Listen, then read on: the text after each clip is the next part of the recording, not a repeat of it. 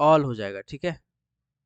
चलिए पहला question start किए हैं। फ्यूल क्या है? फ्यूल, इसमें कोक भी है, डीजल भी है, नेचुरल गैस भी है, अल्कोहल भी है, सब का सब फ्यूल है। क्या अल्कोहल से गाड़ी चल सकता है? अल्कोहल से आप बाइक चला सकते हैं? जी बिल्कुल चला सकते हैं। आप दारू भर के गाड़ी चला सकते हैं।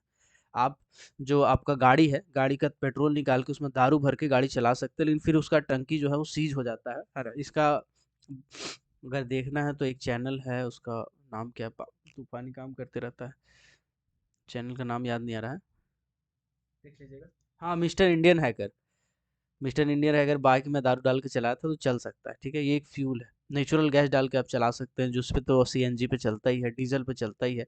कोक जो है, कोक से आप ट्रेन वगैरह बहुत सारी चीज़ चलता था पहले के ज़माना में, बट अभी फिलहाल नहीं है। चलिए आगे बढ़ते हैं। अगला क्वेश्चन आप लोगों के सामने।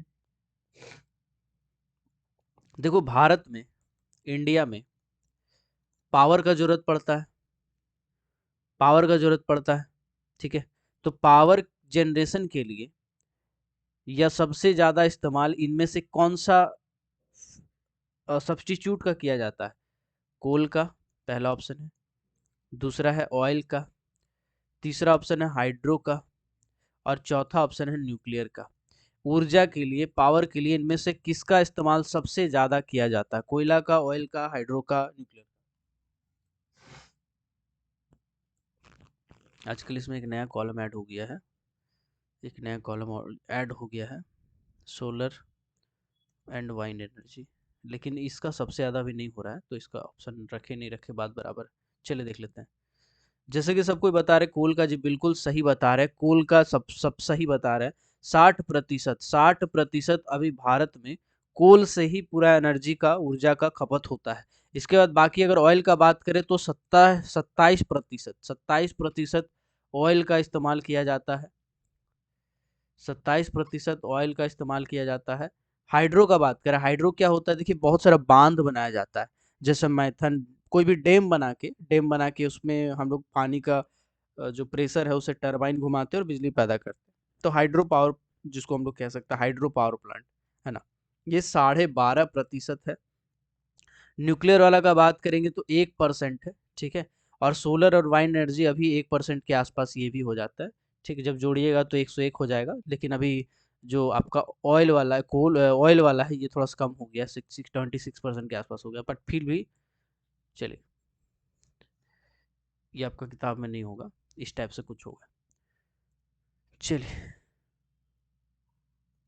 अगला क्वेश्चन पे हम लोग आते हैं, ठीक है। एक दो टर्म है उसको समझ लीजिए, एक दो टर्म है उसको समझ लीजिए। एक होता है रीन्यूएबल एनर्जी, एक होता है नॉन रीन्यूएबल एनर्जी। तो ए, इसको इसको बी मानते हैं। क्वेश्चन है ये कि कोयला, कोयला इनमें से क्या है? रिन्यूएबल सोर्स ऑफ एनर्जी है या नॉन रिन्यूएबल एनर्जी? बताइएगा, कोयला इनमें से क्या है? कॉन्सेप्ट क्लियर कीजिए पहले। कोयला आपके हिसाब से रिन्यूएबल एनर्जी है या नॉन रिन्यूएबल एनर्जी है? बताइएगा।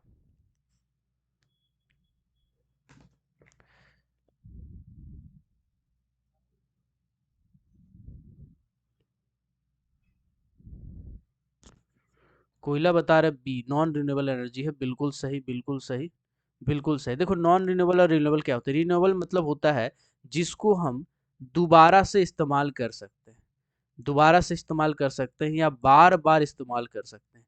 जैसे सोलर एनर्जी, ऐसा थोड़ी कि आज हम सोलर एनर्जी मतलब सोलर प्लेट लगाएं, धूप पड़ा उस पर, तो मेरा उससे धूप से वो चार्ज हुआ, है ना, रिएक्शन हुआ, केमिकल रिएक्शन, चार्ज हुआ, चार्ज होने के बाद उससे हम अपना घर का बिजली चलाएं तो सब चला।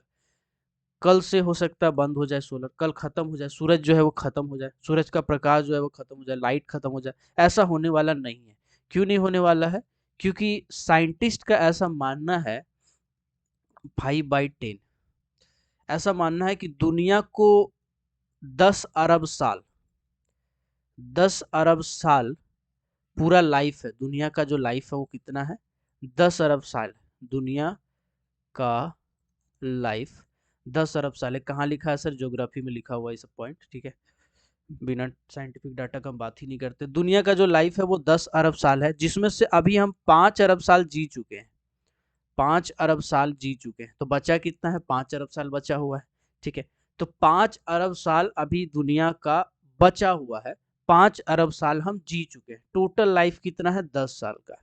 ठीक है, चलिए, तो हम बता रहे थे कि दुनिया जैसे सब खत्म होगा तब सूरज खत्म होगा, तो अभी तो भाई सूरज खत्म होने वाला नहीं है, तो सोलर एनर्जी एक रिन्यूएबल सोर्स में आएगा।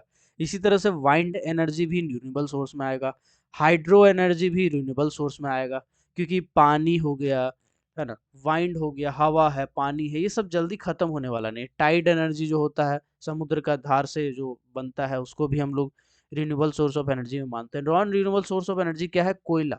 अब सर कोयला को आप जमीन से निकालें और जला दिए, तो जमीन के नीचे जो कोयला था वो तो खत्म हो गया ना उस जगह का। अब उस जगह का कोयला को बनने में लाखों साल लगेंगे, तो कोयला एक non renewable source of energy है। ऑयल की बात करें, जो पेट्रोलियम प्रोडक्ट होता है, वो भी non renewable source of energy, उसको निकालेंगे यूज करेंगे वो खत्म हो जाएगा। यूरेनियम भी है, यूरेनियम भी उसी का उदाहरण है non renewable source of energy का। धरती के चीना फाड़ के एक बार निकाले, इस्तेमाल किए, फिर वो उस जगह से खत्म हो गया, है ना। चल, अब थोड़ा सा और आगे बढ़ते हैं, है ना, और धीरे धीरे आगे और बढ़ते हैं। ठीक है, इसका क्वेश्चन तो हम लोग कर चुके हैं यार, एक दो क्वेश्चन। सही ऑर्डर क्या है? पीट, लिग्नाइट, बिटुमिनस, एंथ्रासाइट। चलिए, ए बी सी डी मान लेते हैं इसको। अब आपको बताना है इनमें से कौन सा ऐसा कोयला है या जो भी चीज है ए बी सी डी में, जिसमें सबसे पहले आग लगेगा। हम आग लगाने का कोशिश करें, चारों रखे हुए हैं, टेम्परेचर हवा वगैरह सब सेम है, हम आग लगाने का कोशिश करें, चारों में सबसे पहले कौन जलेगा बताइएगा।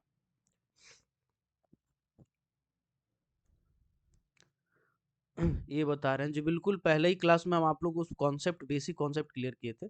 ये जनेगा, इसको पीट को हम लोग क्या कह सकते हैं? पीट को हम कार्बोनेसियस, स्पेलिंग पे मत जाइएगा, कार्बोनेसियस मटेरियल कह सकते हैं। पीट को हम लोग कार्बोनेसियस मटेरियल कह सकते हैं। देखिएगा, ऐसा चीज है, बिटुमिनस कोयला हो, लिग्नाइट कोयला, अंथ्रासाइट, जो धनबाद में रहते हैं या कुछ ऐसा जगह रहते हैं जहाँ कोयला पाया जाता है, रात का टाइम जब आप बाइक में बैठ के निकलिएगा, तो बहुत बार ऐसा देखे हैं कि ओवरबर्डन वाला जो पहाड़ सब होता है ना, वो लाल लाल दिखता है, ऐसा लगता है पहाड़ में आग लगा हुआ है। जबकि पहाड़ में पता करते हैं कि इसमें कोयला है, तो पता चलता है नहीं यार ये तो कोयला नहीं, तो पत्थर है। हम बोलते हैं यार पत्थर में कैसे आग लग गया भाई? हाँ, कोयला में लगना चाहिए आग, लेकिन पत्थर में आग लगा हुआ है भाई। जहां देख रहे हैं पत्थर में जल्दी आग लगता है। क्यों? क्योंकि वो कार्बोनेसियस मैटर है उसमें। उसमें कार्बोनेसियस मैटर यानी पीट का कुछ क्वांटिटी है, पीट भी एक तरह से कार्बोनेसियस मैटर कह सकते हैं आप। तो इसमें सबसे पहले आग लगता है, सबसे पहले स्पॉन्टेनियस हीटिंग होता है। इसीलिए कहीं भी अगर कार्बोनेसियस मैटर आपको दिखाई देता है माइंस में, तो उसको जल्दी से ढक दिया जाता है। लिग्नाइट, लिग्नाइट में उसके बाद आग लगता है, बिटुमिनस में उसके बाद आग लगता है, और एंथ्रासाइट को जलाने में आपको बहुत मशक्कत करना पड़ता है, लेकिन एक बार जल गया तो फिर बुताने के लिए फिर आपको मशक्कत करना पड़ता है। ठीक है, चलिए, अब क्वेश्चन तो खैर कर ही रहे हैं, आते हैं बात क्वेश्चन में। UHV, जैसे जैसे क्वेश्चन आएगा हम लोग डिस्कस करते रहेंगे। UHV का मतलब होता है useful heat value, useful heat value. G grade का कोयला के लिए यूजफुल हीट वैल्यू क्या होगा बताइए। जो क्वेश्चन है कोशिश करेंगे डिस्कस करेगा।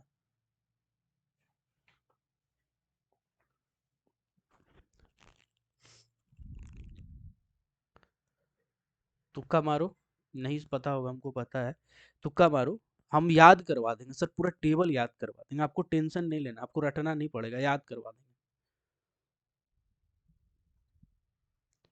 चलिए, आइए इसका हम लोग एक ट्रिक जानते हैं, कोशिश करते हैं ट्रिक जानने का। तो आपको लिखना है, याद रखिएगा, हम आपको पहले अगर क्लास किए होंगे तो ठीक है, आपको अच्छे से पता होगा। नॉन कोकिंग कोल, इसको हम कैसे डिवाइड करते हैं?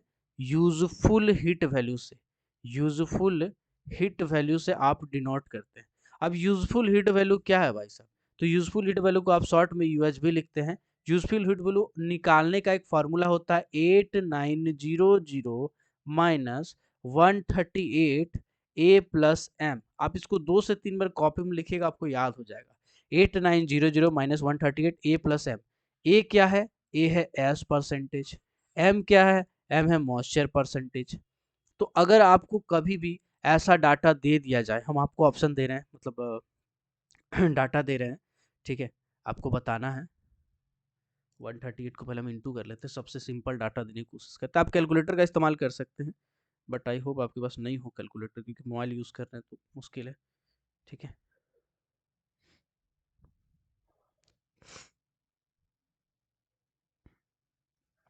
पचास इंटू 138, चलिए डाटा दे दे रहे हैं। अगर आपको दे दिया जाए कि एस परसेंटेज 20% है और मॉइस्चर परसेंटेज 30%, ठीक है, तो आपको बताना है यूजफुल हीट वैल्यू कितना हो जाएगा। अगर आप बना सकते हैं तो बनाइए, कॉपी कलम लेके बोले थे बैठने के लिए जब भी क्लास करते हैं आप, ठीक है, कॉपी कलम लेके बैठने बोले थे। ये गिवन है, एस परसेंटेज 20% है और मॉइस्चर परसेंटेज 30%।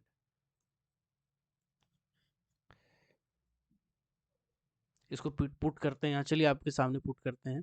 8900 minus 138, 20% plus 30%। तो अकॉर्डिंग टू भी बोर्ड मास क्या होता है? V for vinculum bar, B for by, O for of, D for divide, M for multiply, A for addition, S for subtract. तो इस हिसाब से चलेंगे। तो पहले इसको हमको ऐड करना पड़ेगा, ब्रैकेट वाला जो होता है उसको हम ऐड करते हैं, बी फॉर ब्रैकेट, ठीक है। तो पहले ऐड करेंगे, 20 30 हो जाएगा 50, तो मान इधर कर देंगे इंटू 50, और यहाँ करेंगे 8900। आप मल्टीप्लाई करना पड़ेगा पहले बोर्ड मास के नियम के हिसाब से, ठीक है। तो ये सब मैथ करने से ही होता है। चलिए हम लोग इंटू करेंगे तो आ जाएगा 8900 माइनस 59 या 6900 है, एक बार देख लेते, 6900 है, ठीक है। डाटा भी ऐसे ही दिए थे 6900। तो अब आप कीजिएगा तो 2000 आ जाएगा यूएचपी, है ना, यूजफुल हीट वैल्यू। तो 2000 क्या है सर? ये इसका यूनिट होता है किलो कैलोरी पर केजी। तो 2000 आ गया है, तो 2000 आ जाता है ग्रेड जी में, ग्रेड जी में। चलिए फिर से समझाते हैं, आपको समझ में आया कोई बात नहीं, आपको मोटा मोटी कॉन्सेप्ट हम दे देते हैं। नॉन कोकिंग कोल का आपको डिवाइड करना है, नॉन कोकिंग कोल का कैटेगरी पता करना है। किसी भी माइंस में काम करते हैं वहाँ नॉन कोकिंग कोल निकाला जाता है। आपको पता करना है कि कौन सा ग्रेड का कोयला है। तो आपको यूजफुल हीट वैल्यू निकालना पड़ेगा। कैसे निकालते हैं? इसका फॉर्मूला होता है sir 8900 minus 138 A plus M. ए और एम क्या है? एज परसेंटेज, मॉइस्चर परसेंटेज, ठीक है। अब आपको पता होगा कि नॉन कोकिंग कोल 7 कैटेगरी का होता है। कितना कैटेगरी का होता है? 7 कैटेगरी का। तो ए बी सी डी जानते हैं सर? लिखना शुरू कीजिए। A B C D E F G, 1 2 3 4 5 6 7, 7 हो जाएगा तो फिर आपको भूल जाना है, ठीक है। अब यूजफुल हीट वैल्यू आपको इधर लिखना है, तो नीचे से स्टार्ट कीजिएगा, हमेशा जी से स्टार्ट कीजिएगा। जी का याद रखिएगा, खाली 1301 से लेकर के 2400 किलो कैलोरी पर केजी। खाली नीचे वाला याद रखना आपको, बस नीचे वाला याद रखना बस। उसके बाद याद नहीं रखना है, उसके बाद याद रखने का आपको जरूरत नहीं। उसके बाद आपको मेरे साथ एक दो बार प्लस 11, 11 में 2 गया 9, फिर यहाँ पे 9, फिर यहाँ पे 7, फिर यहाँ पे 7, फिर यहाँ पे 6। क्या बोले हम? समझिएगा। सबसे पहले 11 जोड़ना है, सबसे पहले आपको 11 जोड़ना है। 11 जोड़ना है मतलब 1100, 100, 1100 जोड़ना है। फिर आपको 900 जोड़ना है, फिर 900 जोड़ना है, फिर 700 जोड़ना है, फिर 700 जोड़ना है, फिर 600 जोड़ना है। याद नहीं रहेगा कोई बात नहीं, इसको सिंपल और सिंपल करते हैं। एक बार 11 है, एक बार 11 है, उसके बाद 9 दो बार, 7 दो बार, लास्ट में 6। इसको अगर लिखिएगा कॉपी में एक दो बार तो आपको आराम से याद हो जाएगा, आपको झंझट नहीं, आपको आराम से याद हो जाएगा। चलिए 1300 यहाँ पे था, ठीक है, और यहाँ से 1300 से 2400 था, तो जो बड़ा वाला डाटा है उस पर आपको कितना जोड़ना पड़ेगा? 900 जोड़ना पड़ेगा। तो यहाँ पे जो स्टार्ट होगा वो, जैसे यहाँ खत्म हो रहा है 24 पे, तो यहाँ स्टार्ट होगा 2401 से, ठीक है। 2401 में आप 7 जोड़िए, मतलब 11 जोड़िए 24 में, तो 24 में 11 जोड़िएगा, ठीक है। पहला वाला में एक्चुअली 11 जुड़ता है, मतलब 1300 में 24 जुड़ता है, जिससे, ठीक है। चलिए तो पहला वाला आपको याद रहेगा, पहला वाला याद करके जरूरत नहीं है, या फिर सिंपल भाषा में 11 मिटा दीजिए तो भी कोई प्रॉब्लम आपको होगा नहीं खास, ठीक है। 9 से ही शुरू कीजिए। ये वाला डाटा को याद कर लीजिए, आपका काम हो जाएगा। 11 वाला बिना मतलब का उतना डिटेल में जाने की जरूरत नहीं, नीचे वाला लाइन ही याद कर लीजिए, ज़्यादा अच्छा रहेगा। तो हमने क्या बोला अभी तक, चलिए फिर से इसको मिटाते हैं, फिर से लिखते हैं। ये वाला याद नहीं रहेगा लेकिन फिर भी हम बताते हैं। यूएचबी का मतलब होता है यूजफुल हीट वैल्यू। इससे हम क्या करते हैं, नॉन कोकिंग कोल का पता करते हैं कि कौन सा ग्रेड का है। नॉन कोकिंग कोल का टोटल कितना कैटेगरी होता है, टोटल 7 कैटेगरी होता है। कैसे लिखते हैं, शुरू करते हैं ए से। A B C D E F G, 7 हो गया, रुक जाएंगे। इधर लिखेंगे यूजफुल हीट वैल्यू। कहाँ से स्टार्ट करेंगे, नीचे से। क्या लिखेंगे, 1301 से लेकर के 2400 किलो कैलोरी पर केजी, पर केजी। अब हम क्या करेंगे, नीचे वाला हम कुछ हिसाब किताब नहीं करेंगे, यहाँ लिखेंगे +9, फिर लिखेंगे +9, फिर लिखेंगे +7, फिर लिखेंगे +7, और लास्ट में लिखेंगे +6। यानी कि खाली आपको जोड़ना है ना। +9 +9, +9 का मतलब 900, और +7 का मतलब 700, 7 का मतलब 7, मतलब उस हिसाब से आपको जोड़ना है। आप कैसे जोड़ेंगे, चलिए देखते हैं। 2400, यहाँ पे अगर 2400 में खत्म हो रहा है तो एफ में स्टार्ट कितना में होगा, 2401 में स्टार्ट होगा। ठीक है, अब 900 जोड़िए इसमें, तो 2400 में 900 जोड़ते हैं, चलिए।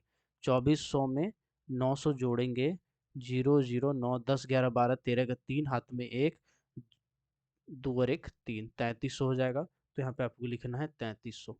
यहाँ 3360 किलो कैलोरी पर केजी है। लेकिन आपको 3300 याद रहेगा ना, उससे आप ऑप्शन टिक कर लेंगे, आपको टेंशन नहीं लेना है। 3360 या 3300 कुछ भी आप लिखिएगा, आप आराम से टिक मार लीजिएगा। 3300 के आसपास ही, उतना डिटेल में कभी डाटा दिया नहीं है। ठीक। अब यहाँ पे 3360 है, तो यहाँ कितना में स्टार्ट होगा, 3361 में स्टार्ट होगा। अब कितना जोड़ना है, फिर 900 जोड़ना है। चलो फिर 900 जोड़ते हैं इसमें। 0 0 9 10 11 12, 12 के 2, हाथ में 4, 4200। तो यहाँ पे लिखना है 4200 किलो कैलोरी पर केजी। अब यहाँ 4200 है, तो डी वाला बताइए स्टार्ट कितना से होगा। अगर यहाँ 4200 में खत्म हुआ है ई वाला में, तो बताइएगा 4200 स्टार्ट कितना में होगा। पिछले क्वेश्चन का आंसर बता दिए थे सब, अच्छा। 4201 से स्टार्ट होगा।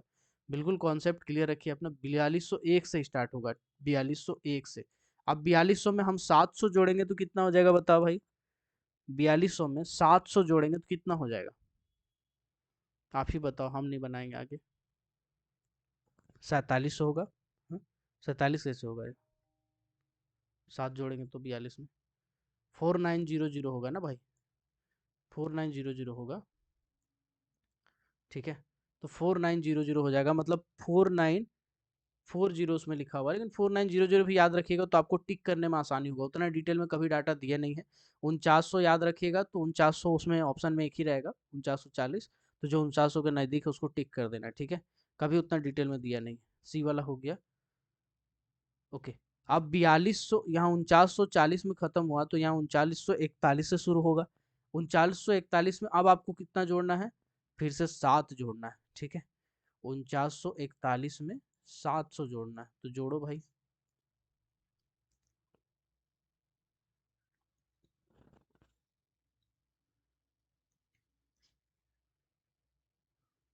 5641 के आसपास हो रहा है, तो 5600 होता है यहाँ पे। ठीक है, उसके बाद फिर यहाँ 5601 से शुरू होता है, और 5600 से फिर आप इसमें कितना जोड़िएगा, 6 जोड़िएगा। 5600 से ये लास्ट वाला 6200 याद रखना आपको, और फिर 6200 से ऊपर, 6200 किलो कैलोरी पर केजी से ऊपर। अभी आपको हम इसको समझाते हैं, समझने में इसको देखो यार, थोड़ा सा डिफिकल्ट जरूर है ना। एग्जैक्ट सब ट्रिक नहीं बैठता है, लेकिन मोटा मोटी बैठता है, तो मोटा मोटी से आपका काम चल जाएगा। मोटा मोटी से आपका काम चल जाएगा। देखो नीचे वाला लाइन आपको याद रखना है, ठीक है। इसके बाद आपको ऊपर वाला में क्या करना है, +9 जोड़े, फिर +9 जोड़े, फिर +7 जोड़े, फिर +7 जोड़े, फिर ऊपर वाला में +6 जोड़ेंगे। नहीं भी जोड़ेंगे तो 6200 याद रहेगा, ठीक है। +6 जोड़े, उसके बाद फिर ऊपर वाला में याद रहेगा 6200, और 6200 से ऊपर। तो नीचे का एक लाइन याद रखिए कि जी वाला जो कैटेगरी है वो 1301 से 2400 होता है, और सबसे ऊपर वाला ए कैटेगरी याद रखिए 6200 से ऊपर होता है, ठीक है। 6200 से ऊपर होता है ना। ये दो लाइन अगर आपको याद हो गया तो आपको ये वाला पूरा याद हो जाएगा। पूरा आप मोटा मोटी निकाल सकते हैं, और आप मतलब आपका क्वेश्चन बन जाएगा सर। अल्टीमेट गोल क्या है, आपको क्वेश्चन बनाना है, अल्टीमेट गोल, तो क्वेश्चन बन जाएगा। कैसे बनेगा? तो सबसे पहले आपको बता दें, useful heat value non coking coal के लिए इस्तेमाल किया जाता है, नॉन कोकिंग कोल का कैटेगराइज़ेशन करने के लिए। नॉन कोकिंग कोल का कितना कैटेगरी है? टोटल 7 कैटेगरी है। कैसे लिखते हैं आप? ए, B, C, D, E, F, जी। जी से स्टार्ट करते हैं। जी का कितना हो जाएगा किलो कैलोरी? तो 1301 से स्टार्ट करते हैं 2400 किलो कैलोरी तक। तो जो-जो याद है पहले वो लिख लेते हैं। और ए वाला कैटेगरी में आपने बढ़ा कि 6200 किलो कैलोरी पर केजी से ऊपर वाला हो जाएगा। यहाँ तक आपको याद है। अब बीच का आपको बनाना है। तो बीच का बनाने का सिंपल तरीका क्या बताया हमने? +9 +9 +7 +7 +6, यही तो है सर। 2 बार 900 जोड़ेंगे, 2 बार 700 जोड़ेंगे, 1 बार 600 जोड़ेंगे। ये वाला बस आपको सीरीजवा याद करना बगल में। 2 बार 900, 2 बार 700, 1 बार 6। अब आपको जोड़ना है। जोड़ घटाव कर करके डाटा बना लेना है। यहाँ 2400 दिया है तो 2401 से स्टार्ट होगा। कितना जोड़ना है? 900 जोड़ना है तो 3300 के आसपास आएगा, लेकिन एग्जैक्ट डाटा 3360 होता है। कोई बात नहीं, अगर यहाँ पे 3300 भी आप लिखते ना तब भी आपका क्वेश्चन बन जाता। ठीक है, तब भी आपका क्वेश्चन बन जाता, आपको दिक्कत नहीं। न्यूमेरिकल देगा ना तो 20 40 60 के आसपास का अंतर रहेगा ना, तो आपको एक्यूरेट जो सामने वाला उसको टिक कर देना है, दिमाग नहीं लगाना है। तो इससे भी आपका आंसर बन जाएगा। चलिए 3360 है यहाँ पे, तो 3361 से यहाँ स्टार्ट होगा। अब कितना जोड़ना है? फिर 900 जोड़ना है, तो 900 जोड़िएगा तो 4200 आंसर आएगा, तो 4200 किलो कैलोरी पर केजी। फिर आपको 700 जोड़ना है, तो 4201 से स्टार्ट कीजिएगा, इसमें 7 जोड़िएगा, है ना, तो 4920 आ जाएगा किलो कैलोरी पर केजी। फिर आपको कितना जोड़ना है? 7 जोड़ना है, तो 4920 में जब आप 7 जोड़िएगा तो 5600 आ जाएगा, 5600 किलो कैलोरी पर केजी, है ना। उसके बाद 5600 एक यहाँ लिखिएगा। तो अब जब 6200 यहाँ दिया हुआ है तो फिर आपको यहाँ दिमाग काहे लगाइएगा? इसको 6 वाला काटे दो, दिमाग लगाने की जरूरत नहीं है। यहाँ लिख लो 6200 किलो कैलोरी पर केजी। ये वाला डाटा आसान हो जाएगा याद करने में अगर आप इस छोटा सा ट्रिक का इस्तेमाल कर लेते हैं। हमने इस्तेमाल किया है, आप भी इस्तेमाल कर सकते हैं, है ना। तो सिंपल है, 6 वाला का भी जरूरत नहीं पड़ेगा। ठीक है, 5600 तक पहुंच गए तो 6200 अगर ऊपर वाला लाइन याद हो, 6 वाला का भी जरूरत नहीं पड़ेगा। तो और सिंपल ट्रिक हो जाएगा। कैसे और सिंपल हो जाएगा? एक बार +9, एक बार +9, एक बार +7, एक बार +7 हो गया। यही है सिंपल सा ट्रिक। 6 का भी जरूरत नहीं पड़ेगा, बस यही जो है यही। ठीक है, चलिए। अब बताइएगा, कभी ऐसा डाटा आता है तो आप बना लेंगे? कभी ऐसा डाटा आता है तो आप बना लेंगे? बना लेंगे, चलिए। अभी फटाफट सब कॉपी निकालिए, कलम उठाइए, और हम जो क्वेश्चन दे रहे हैं उसको बनाने के लिए पूरा का पूरा टेबल बनाना पड़ेगा, तो हम आपको 30 सेकंड का टाइम देंगे पहला बनाने में। दूसरा बार में आपको उस टेबल देखना है और आंसर बताते जाना है। ठीक है, चलिए। पहला क्वेश्चन आपके स्क्रीन पे, एफ कैटेगरी बताइएगा। ये वाला क्वेश्चन आप स्क्रीन पे ले लीजिए।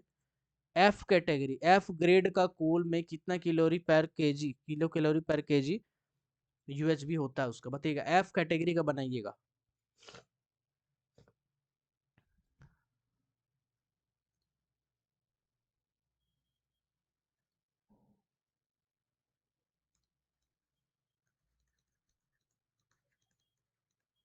एफ ग्रेड का आप अपने से कॉपी बनाने का कोशिश कीजिए।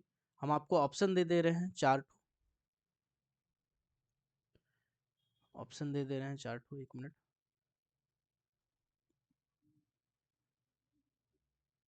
चलिए, ऑप्शन यहाँ पे है, क्वेश्चन ही खुला रखते हैं ना, बाद में हम बनाते हैं अपना।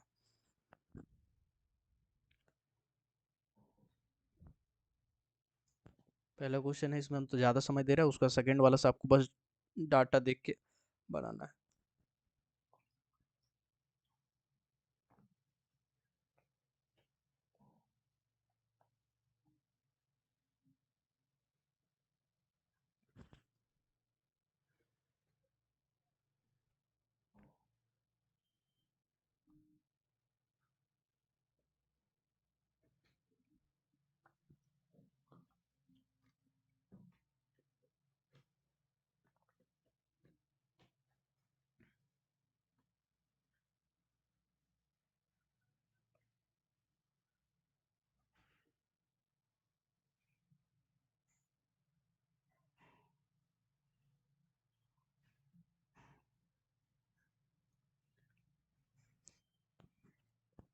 चलिए देख लेते हैं एक बार आंसर सबका।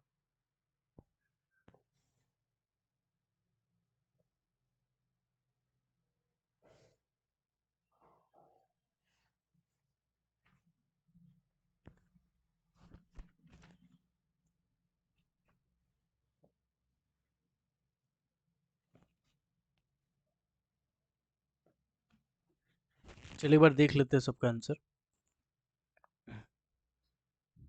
उसके बाद फिर बनाएंगे हम इस पे। सब डी बता रहे हैं, डी बता रहे हैं, डी बता रहे हैं, इसका मतलब डाटा तक आप पहुंच गए, आपका दिमाग बहुत शार्प है। चलिए हम लोग आंसर फाइंड करने का कोशिश करते हैं। तो सबसे पहले हमको बनाना पड़ेगा चार्ट, ठीक है। अभी चार्ट हम बना रहे हैं, फिर हमको याद रहेगा नहीं, है ना। तो आप लोग जिसको याद नहीं हुआ है कोई बात नहीं, चार्ट को कॉपी में लिख लीजिएगा। हमने बताया कि यूज़फुल हीट वैल्यू होता है, useful heat value non coking coal के लिए बनाया जाता है, नॉन कोकिंग कोल के लिए निकाला जाता है। 7 कैटेगरी होता है टोटल, ठीक है, जिसमें ए से स्टार्ट करते हैं। A B C D E F G, 7 हो गया, रुक जाएंगे। पहला वाला एक 1301 से स्टार्ट होगा, 1301 से 2400 किलो कैलोरी चलेगा। तो ये तो आप याद कर लेंगे, तो आपको 11 वाला याद करने की कोई जरूरत नहीं है। इसके बाद आपको बस याद करना +9 +9 +7 +7, यहाँ तक जाएंगे, उसके बाद बाकी तो याद ही रहता है, तो कोई दिक्कत नहीं है।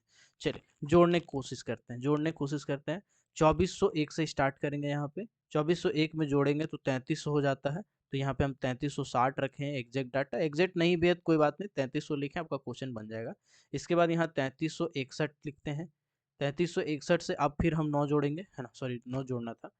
3361 में 9 जोड़ेंगे तो आ जाएगा 4200, तो 4200 किलो कैलोरी पर केजी, पर केजी। चलो यहाँ भी ठीक है। अब ये वाला याद करते हैं, 4201 हो जाएगा। अब यहाँ पे +7 जोड़ेंगे तो 42 और 4940, ठीक है। 42 43 44 45 46 47 49 50, बिल्कुल सही, बिल्कुल सही, किलो कैलोरी पर केजी, ठीक है। अब यहाँ से क्या शुरू करते हैं, 3940, 41 से शुरू करते हैं, 3900 भी रहेगा तो कोई दिक्कत नहीं है, 4900 में कोई समस्या नहीं है। 5600 +7 जोड़ेंगे तो यही आ जाएगा, किलो कैलोरी पर केजी। अब ऊपर वाला तो आपको याद ही रहता है यार, ऊपर वाला 5601 से 6200 याद ही रहेगा, किलो कैलोरी पर केजी, ठीक है। तो ऊपर वाला आपका बच जाएगा 6200 से ऊपर, से ऊपर, है ना, किलो कैलोरी पर केजी यूनिट। अब हम लोग मिला के शुरू करते देखना। तो हमने बताया था एफ ग्रेड, एफ ग्रेड का देखते हैं, का एफ ग्रेड कहाँ आएगा फिट। तो एफ ग्रेड आएगा 2401 से 3360। तो जो आंसर दिखेगा 2401 से 360 सही, तो आपका डी वाला आंसर था शायद, देख लेते एक बार क्वेश्चन। डी वाला था जी, बिल्कुल डी वाला था। तो आपका एकदम सही होता है, ठीक है। अगला क्वेश्चन पे हम आपको ले चलते हैं। अब ये डाटा आप बना ली है, अब हम आपके हवाले हैं, आपके हवाले वतन साथियों। चलिए आपके सामने आ रहा है क्वेश्चन नंबर 347, अलग अलग किताब से लिया गया डाटा है। इसका आंसर बताइएगा क्या होगा, ए ग्रेड लिखा हुआ है, ए ग्रेड का बताइएगा क्या होना चाहिए आपका आंसर। ए ग्रेड लेना लिखा हुआ है सर, आपको दिमाग भी नहीं लगाना, ए ग्रेड पढ़े नहीं है, डाटा भी याद नहीं है, कोई दिक्कत नहीं, बन जाएगा। ए ग्रेड का क्या होगा, सी बता रहे, एक सुर में सब सी बता रहे, एक सुर में सी बता रहे, बिल्कुल सही, बिल्कुल सही। ए ग्रेड का बिल्कुल सही सी हो जाएगा आंसर, सी का है 6200, 6200 से ऊपर किलो कैलोरी पर केजी, ठीक है। चलिए ये हो गया एफ वाला, सी वाला। चलिए डी ग्रेड का बताइएगा, डी ग्रेड का बताइएगा, क्वेश्चन यहाँ पे इसीलिए हम इसको करवा दिया इतना डिटेल में, क्योंकि इससे क्वेश्चन पूछ देता है भाई साहब, फिर आप बोलिएगा कि सर देखिए क्या क्या पूछ दिया था। यूएचबी का डी ग्रेड वाला बताइएगा, डी ग्रेड वाला बताइएगा, अपना डाटा निकालिए, कॉपी में जो लिखा हुआ उसको देख के बताइए, डी ग्रेड वाला क्या होगा। ऑप्शन नंबर डी बता रहे हैं, डी बता रहे हैं, है ना। तो बिल्कुल हमने कहा था कि आसपास का भी आपको हिसाब किताब मिलता है। अब यहाँ 4900 भी लिखा रहता तभी आप टिक करते, 4940 भी लिखा टिक करते। अब बताओ कहीं आसपास में दूसरा डाटा मैच कर रहा, नहीं कर रहा, तो आराम से आप इसको टिक मारेंगे आंख बंद करके, 20-40 से कोई फर्क नहीं पड़ता है। तो इसका आंसर बिल्कुल डी हो जाएगा। चलिए कोई बात नहीं, अगला क्वेश्चन पे आते हैं, अगला क्वेश्चन पे 351 ये वाला क्वेश्चन पे आते हैं, ठीक है। ग्रुप सी, ग्रेड सी का बताइएगा, नॉन कोकिंग कोल का ग्रेड सी का हीट यूजफुल हीट वैल्यू कितना हो जाएगा, कितना हो जाएगा यूजफुल हीट वैल्यू बताइएगा। ग्रेड सी है ना, तो डाटा मैच करो किताब से, हमारो टिक। चलिए बाप रे बाप, बड़ा ही भयंकर रिस्पॉन्स है भाई साहब, बड़ा ही भयंकर। अभी से पहले तक ये क्वेश्चन नहीं बन रहा होगा, लेकिन आई होप आज से ये क्वेश्चन कभी भी पूछेगा तो आप मुस्कुराएंगे और मुस्कुरा के बोलेंगे मेरा एक नंबर मिल गया, बाकी का एक नंबर कट गया। तो इसका आंसर हो जाएगा बी। जी बिल्कुल सही, इसका आंसर हो जाएगा बी। ठीक है। अरे नहीं नहीं, बी नहीं होगा यार, रुको एक मिनट एक मिनट, बी ही हो जाएगा। कौन सा ग्रेड है? सी ग्रेड है जी, बिल्कुल सी ग्रेड। हमको डी लग रहा था, अभी डी वाला किए थे ना, इसके लिए कंफ्यूज। चलो, अब ई ग्रेड का बताइएगा भाई साहब, इसका क्वेश्चन का आंसर क्या हो जाएगा? इस क्वेश्चन का आंसर क्या हो जाएगा? ई ग्रेड का कोयला का यूजफुल हीट वैल्यू, यानी नॉन कुकिंग कोल है ई ग्रेड का, तो बताइएगा उसका यूजफुल हीट वैल्यू कितना होगा? इसका आंसर आपको टिक करना है। एक बार आप डाटा बना लिए तो फिर आपको समस्या नहीं है। सब बी कह रहे हैं एक सुर में, बी कह रहे हैं, ए एक आध गो कह रहे हैं, बाकी सब बी ही कह रहे हैं, बी ही कह रहे हैं। बिल्कुल बिल्कुल, देख लेते हैं भाई साहब, ई कैटेगरी का जो है वो क्या हो जाएगा, 3361 से 4200। बिल्कुल सही, बिल्कुल सही। ये क्वेश्चन भी आपका पूरी तरह से सही हो गया, ये क्वेश्चन भी पूरी सही हो गया। ठीक है, चलो कोई बात नहीं, कोई बात नहीं। अब हम यहाँ पे दो चार गो पॉइंट लिख देते हैं, उससे आपका काम हो जाएगा, हो जाना चाहिए। ठीक है, कोई बात नहीं, चलो। और वाला क्वेश्चन बोला है नहीं, चलेगा। Formula for non cooking coal, इसमें से एक ऑप्शन टिक करना। हमने जो बताया था सर, हमने फॉर्मूला बताया था, यूजफुल हीट वैल्यू बराबर समथिंग प्लस समथिंग ए प्लस एम, ऐसे करके हमने बताया था। तो बताइएगा वो समथिंग समथिंग क्या, कौन सा आंसर होगा इसका? 372 का इसका आंसर बताइएगा। एक बार आप पढ़े रहेंगे ना, तो आप ऑप्शन देखेंगे तो आप आराम से टिक मार देंगे। बताइएगा।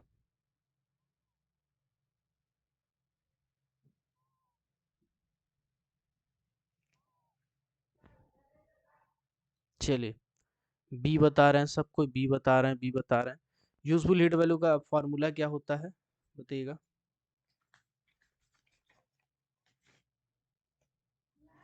चलिए, कोई बात नहीं, धीरे धीरे हम लोग आएंगे क्वेश्चन पे। पहले जो चैप्टर नंबर 2 जो है ना, उसको सब इग्नोर कर देता है। हम कहेंगे इग्नोर मत करो, ये सब इग्नोर करने वाला टॉपिक नहीं है। चलो फार्मूला लिखते हैं, क्या है फार्मूला पहले लिखते हैं और समझते हैं। हमने बताया useful heat value, useful heat value से क्या पता करते हैं सर? कुकिंग कोल की non cooking coal, non cooking coal पता करते हैं या कुकिंग कोल पता करते हैं? तो जी बिल्कुल नॉन कुकिंग कोल पता करते हैं। ठीक है, तो क्या फॉर्मूला होता है यूजफुल हीट वैल्यू का? तो यूजफुल हीट वैल्यू का फॉर्मूला होता है 8900 माइनस 138 ए प्लस एम। अब इसमें पहले किसको सॉल्व करेंगे? तो भी बोर्ड मास का इस्तेमाल करेंगे। भी बोर्ड मास, भी का मतलब होता है वेनाकुलर बार, यानी किसी के ऊपर में जब बार आ जाता है उसको पहले सॉल्व करते हैं। तो यहाँ पे बार वाला नहीं है, यहाँ पे उसके बाद वाला है, यानी ब्रैकेट है। तो ब्रैकेट को हम लोग पहले सॉल्व करेंगे। यहाँ पे इस ब्रैकेट वाला जो अंदर वाला चीज है उसको पहले सॉल्व कर लेंगे। फिर ऑफ है, ऑफ वाला तो यहाँ पे है नहीं, फिर डी है, डी मतलब डिवाइड है, फिर एम मतलब मल्टीप्लाई है, तो फिर मल्टीप्लाई करेंगे। यानी पहले ए प्लस एम को जोड़ लेते हैं, उसके बाद फिर इसको मल्टीप्लाई करते हैं, उसके बाद फिर बाकी का हिसाब किताब करते हैं। तो बोर्ड मास का नियम याद रखिएगा। तो फॉर्मूला हमने बताया था 8900 माइनस 138 ए प्लस एम। अब देखेंगे इसको कौन सा वाला फॉर्मूला में दिया गया है। तो ये दिया गया है ऑप्शन नंबर बी, तो इसका आंसर हो जाएगा ऑप्शन नंबर बी। ओके, चलिए, यहाँ तक क्लियर हो गया होगा, आई होप आपको क्लियर हो गया होगा। ठीक है, चलिए, अब आते हैं सर दूसरा वाला, एक तो चीज याद करते हैं। दूसरा वाला क्या चीज याद करते हैं? अब आपने बताया कि नॉन कोकिंग कोल का जो आप कैरेक्टराइज किए हो, तो यूजफुल हीट वैल्यू के हिसाब से कैटेगराइज किए। ठीक, तो फिर कोकिंग कोल का कैटेगराइज कौन सा हिसाब से होगा? कोकिंग कोल का कैटेगराइजेशन, कोकिंग कोल का कैटेगराइजेशन होता है एस परसेंटेज बेसिस पे। एस परसेंटेज बेसिस पे सर, एस परसेंटेज क्या होता है? जब हम कोयला को जलाएंगे, जलाने के बाद जो रेसिड्यू बच जाता है, जो रेसिड्यू यानी कि जो मटेरियल बच जाता है, उसे कहते हैं एस। हर कोयला में कुछ ना कुछ मात्रा में एस पाया जाता है। जैसे बिटुमिनस कोल जो होते हैं उसमें एस परसेंटेज ज्यादा होता है। ठीक है, और बिटुमिनस कोयला में ही एक कैटेगरी होता है कोकिंग कोल, क्योंकि उसमें एस परसेंटेज कुछ ज्यादा होता है ना, कुछ रेंज है उसी के बीच में पाया जाता है, तो उसको बोलते हैं। ठीक है, चलिए, अभी हम लोग फिलहाल कोकिंग कोल का एस परसेंटेज के हिसाब से हम देखते हैं। ठीक है, तो कोकिंग कोल में आप अगर मानना चाहें तो कुछ ऐसा होता है, 15 से कम। फिर 15 में 3 जोड़ें कितना हो जाएगा? 18 हो जाएगा। 18 में 3 जोड़ें कितना हो जाएगा? 21 हो जाएगा। 21 में 3 जोड़ें कितना हो जाएगा? 24 हो जाएगा। 24 में अब आपको 4 जोड़ना पड़ेगा, 28, और 28 से 35। सिद्धू को लास्ट वाला याद रखिएगा, प्रैक्टिस रहेगा लिखने का तो आप आराम से लिखते लिखते वहां तक लिख दीजिएगा, तो आपको दिक्कत होगा नहीं, ठीक है, कोई समस्या वैसा होगा नहीं। चलिए, बहुत कॉल आ रहा है यार, अभी यूट्यूब में अनाउंस भी नहीं किए हैं नया बैच वाला, फिर कहे आ रहा है। चलो, कोकिंग कोल में एस परसेंटेज 5 से 5 तक लिखना चाह रहे थे, 5 से तक लिख दिए, 15 तक, ठीक है। तो स्टार्ट कैसे करेंगे लिखना? तो 15 शुरू करेंगे। 15 में 3 जोड़ें कितना हो जाएगा? 18 हो जाएगा। 18 में 3 जोड़ें कितना हो जाएगा? 21 हो जाएगा। 21 में 3 जोड़ें कितना हो जाएगा? 24 हो जाएगा। 24 से आप 4 जोड़ेंगे और फिर 28 से 35, ठीक है। चलिए, लास्ट वाला दो को याद रह जाएगा, प्रैक्टिस कीजिएगा, याद हो जाएगा। ये क्या है सर? ये एस परसेंटेज है, यानी 15% से ऊपर, 15% तक, 15% से ऊपर कुछ भी रहता है तो हम उसको कोकिंग कोल में कैटेगराइज करते हैं। इसका मतलब क्या हुआ? इसका मतलब ये हुआ कि एस परसेंटेज के हिसाब से हम कोकिंग कोल में बांटते हैं। अगर 15% तक है तो कोकिंग कोल का कुछ कैटेगरी है ना। चलिए, अब हम लोग उसको फिर से समझते हैं। कोकिंग कोल किस बेसिस पे डिवाइड होता है भाई साहब? कोकिंग कोल डिवाइड होता है एस परसेंटेज बेसिस पे, ठीक है, एस परसेंटेज बेसिस पे, ठीक है।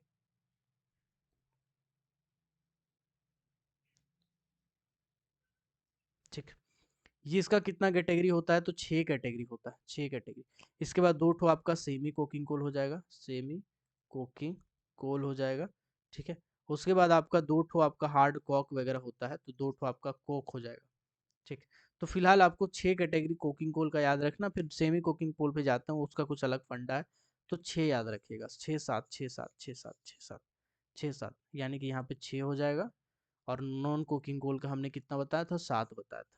कुकिंग का 6, नॉन कुकिंग का 7, कुकिंग का 6 और नॉन कुकिंग का 7, नॉन कुकिंग का 7, ठीक है ना। चलिए, कुकिंग 6, नॉन कुकिंग 7, ऐसे याद रखिएगा तो आपको समझ में आ जाएगा। और सेमी कुकिंग का खैर 2 ही होता है, वो तो याद ही रहेगा। तो चलिए, कुकिंग कोल में समझते हैं। तो कैसे लिखना शुरू करेंगे? तो सबसे पहला जो ग्रेड होता है वो होता है स्टील ग्रेड 1, फिर आता है स्टील ग्रेड 2, फिर आता है वासरी ग्रेड 1, वासरी ग्रेड 1, फिर आता है वासरी ग्रेड 2, वासरी ग्रेड 3, वासरी ग्रेड 4। आप इसको 1 से 2 बार प्रैक्टिस कीजिएगा, गारंटी बता रहे आपको याद हो जाएगा, एकदम डरने वाला चीज नहीं है ये वाला। और ये याद करना जरूरी है जी, आज का डेट में जरूरी है सर, कुछ भी पूछ सकता है। Steel grade 1, steel grade 2, washery grade 1 2 3 4। Steel वाला 2 बार, वासरी वाला 4 बार, स्टील वाला 2 बार, वासरी वाला 4 बार। अब लिखना शुरू कीजिए डाटा जो हम आपको बताएं।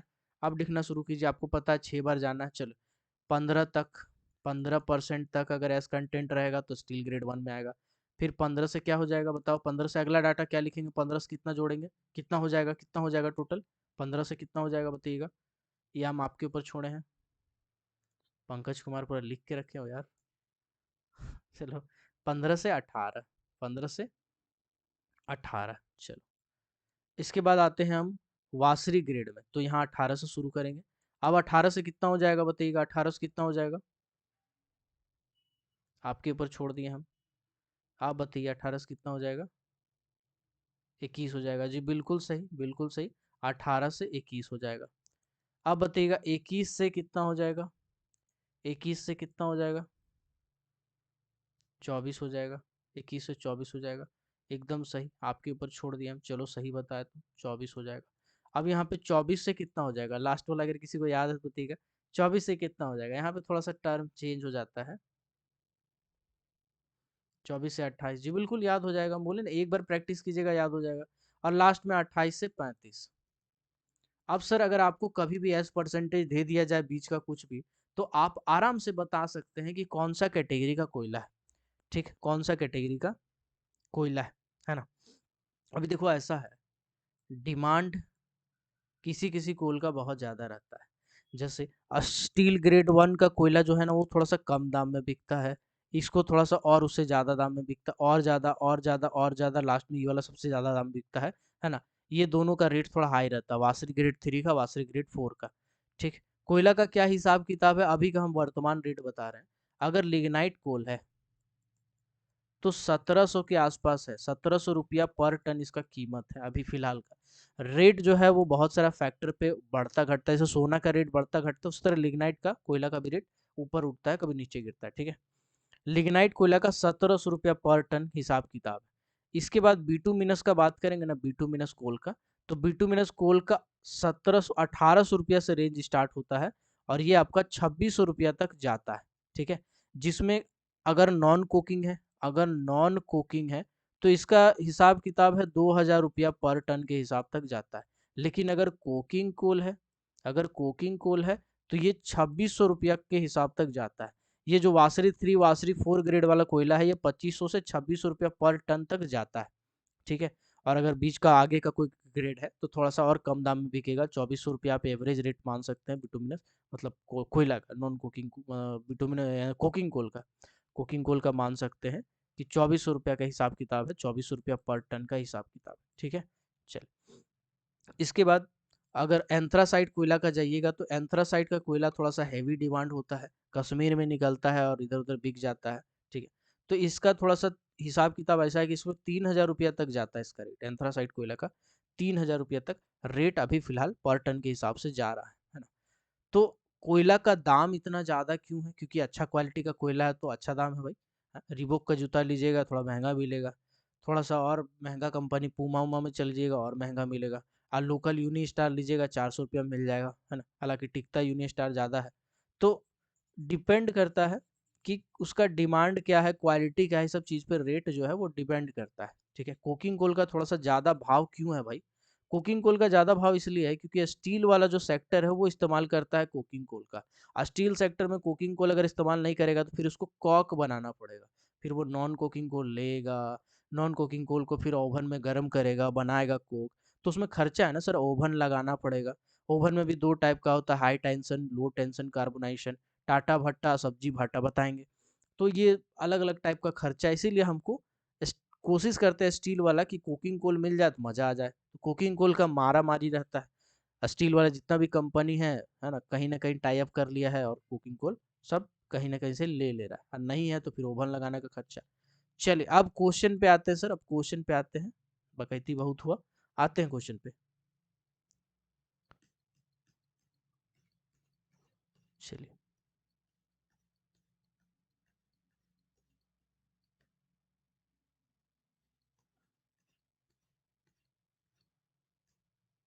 चलो इतना खोजने का अभी टाइम नहीं है, डायरेक्ट हम ही लिख देते रहे क्वेश्चन। ये वाला टेबल बनाइएगा सब, हम पहला क्वेश्चन में आपको समय देंगे, अगला क्वेश्चन से आपको समय नहीं देंगे। ठीक है।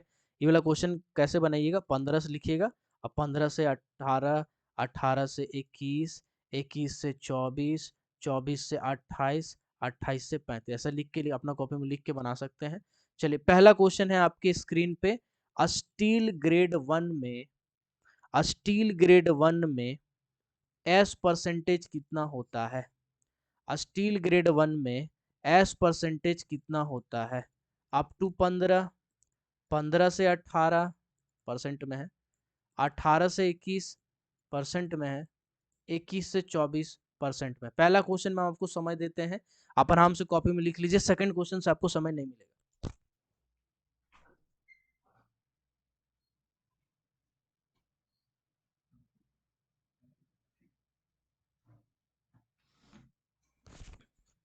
चलिए, एक भी क्वेश्चन ना छूटे मेरे भाई, इसीलिए हम हर टॉपिक पे प्रकाश डाल रहे हैं। इसमें हम प्रकाश क्या डाल रहे हैं, इसमें तो हम पूरा पावर लाइट डाल रहे हैं, पावर हाउस का लाइट।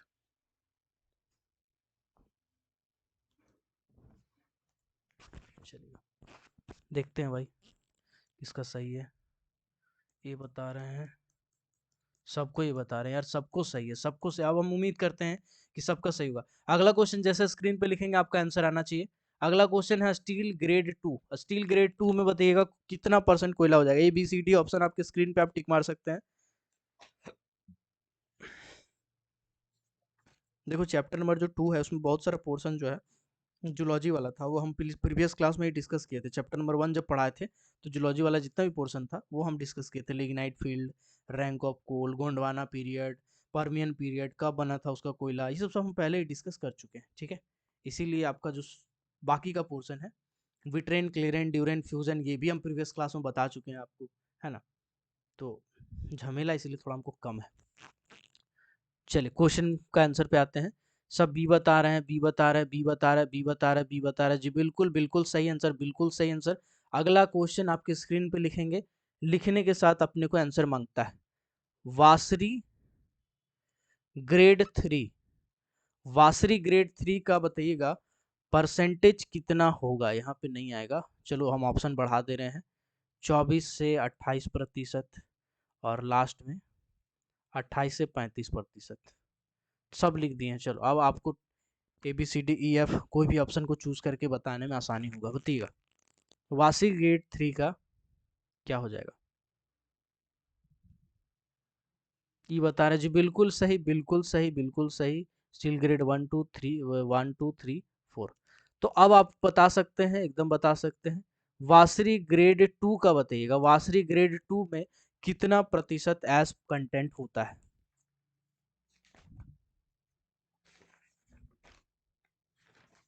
कुछ छूट तो नहीं रहा ना भाई साहब।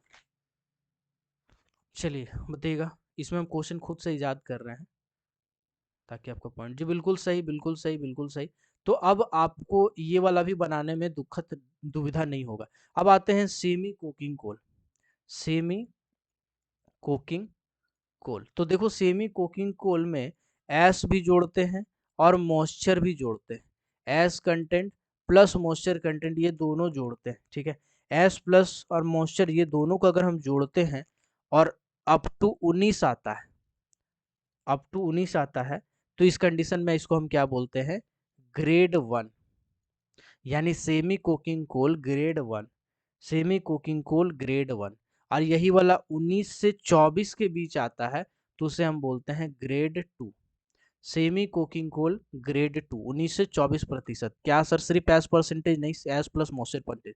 और लिख लो भाई, ऐसा क्वेश्चन बन सकता है, चांसेस उसमें क्या पूछ सकता हम आपको बताते हैं। बोलेगा यूएचबी वैल्यू से हम किसको डिवाइड करते हैं, किसको हम फाइंड करते हैं, नॉन कोकिंग कोल को, कोकिंग कोल को किस बेसिस पे डिवाइड करते हैं, यूएचपी यानी यूजफुल हीट वैल्यू के हिसाब से इनमें से कौन से टाइप के कोयला को हम डिवाइड करते हैं, सेमी कोकिंग कोल को। चलिए आंसर बताइएगा इसका, आंसर बताइएगा, या डी हो जाएगा ऑल ऑफ द अबव। बताइएगा यूजफुल हीट वैल्यू के हिसाब से इनमें से कौन सा प्रकार का कोयला का हम वर्गीकरण करते हैं, अलग अलग कैटेगराइज करते हैं, अलग अलग कैटेगरी में बांटते हैं। बताइएगा इसका आंसर। ये वाला बता रहे जी, बिल्कुल सही, बिल्कुल सही, बिल्कुल सही, एकदम सही। चलिए अगला क्वेश्चन आपके स्क्रीन पे है, यूजफुल हीट वैल्यू मिटाते हैं।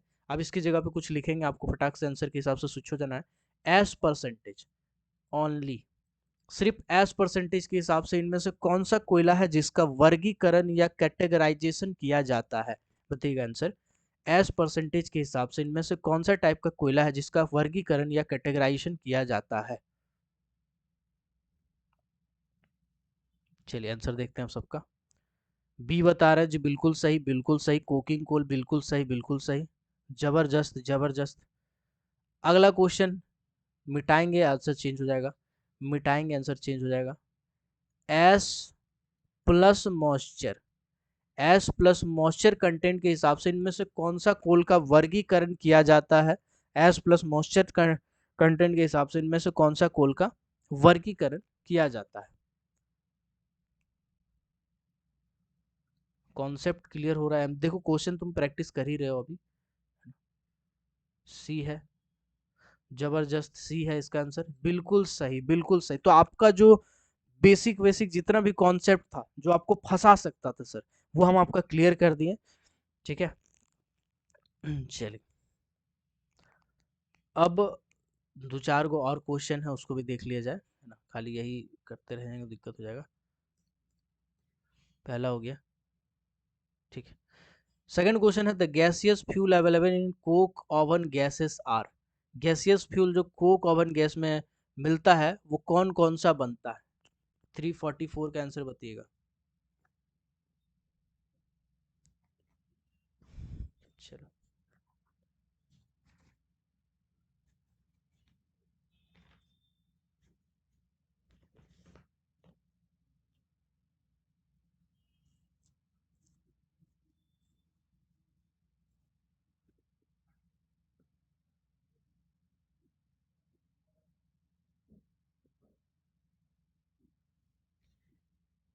चलिए इसका आंसर अब बता देते हैं, दोनों को समझा भी देते हैं। डी बता रहे हैं, कुछ सी बता रहे हैं, है ना। जी बिल्कुल, कोक ओवन गैस में प्रोड्यूसर गैस और वाटर गैस हो जाएगा। नाइट्रोजन और वाटर गैस होगा ना, कार्बन मोनोऑक्साइड हाइड्रोजन गैस होगा ना, ऑक्सीजन नाइट्रोजन होगा ना। अब समझते हैं क्या हम क्यों बोल रहे हैं सब और क्या क्या चीज़ है भाई सब, है ना। देखो समझते हैं थोड़ा बहुत, क्लास किए होते हैं अच्छे से तो आपको समझने का झमेला नहीं होता। एक होता है कॉक ओवन गैस।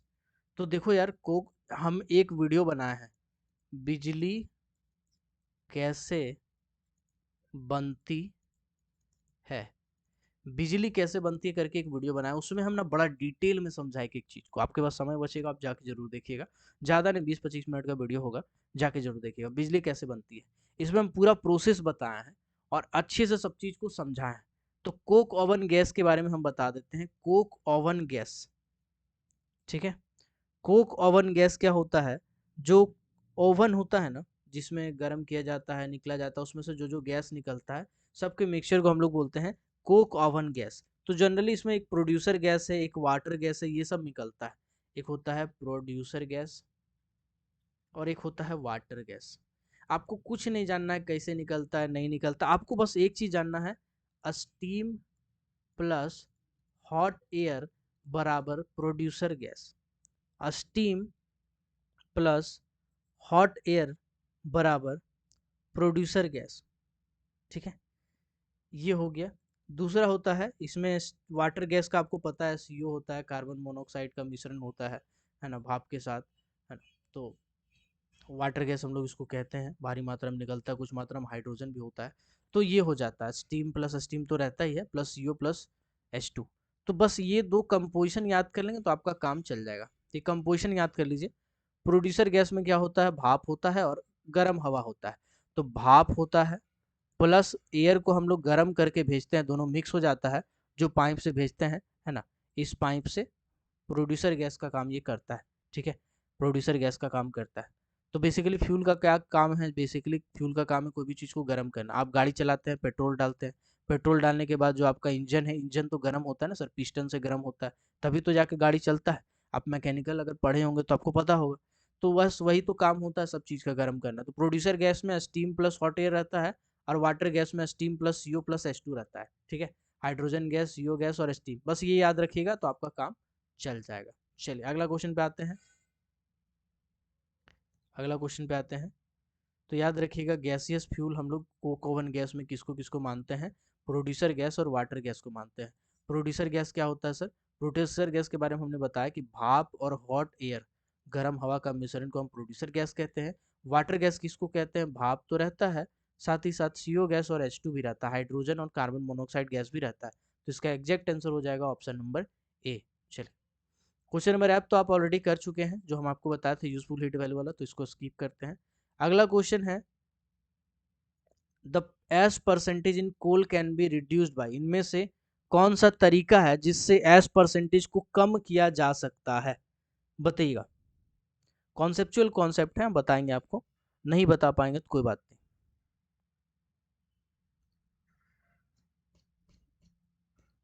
ये बता रहे हैं, बहुत सोचने के बाद बहुत बच्चा बता रहा है। देखो इसका आंसर है वाशिंग। जो कोल का वासरी होता है ना, वासरी, इस वासरी में वाश किया जाता है कोयला को, और वाश करने से जो एस परसेंटेज है वो घटता जाता है। जितना ज़्यादा हम धोएंगे उसको उतना कम होते जाएगा, ठीक है। तो वाश करने से, कोल वाशिंग से हम एस परसेंटेज को घटा सकते हैं, जहाँ कम जरूरत हो वहाँ पे हम घटा देते हैं, ठीक है। अगला क्वेश्चन है यूजफुल, बेटा ये तो हो गया यार। अगला क्वेश्चन है, coal is used for manufacturing of, इसका आंसर बड़ा ही सोच के दीजिएगा। कोल मैन्युफैक्चरिंग में इस्तेमाल किया जाता है, कोयला से हम क्या बना सकते हैं, समझ लो, जब भी डायरेक्टली वही पूछ रहा है। स्टील, गोल्ड, लिग्नाइट और कोक, बताइएगा।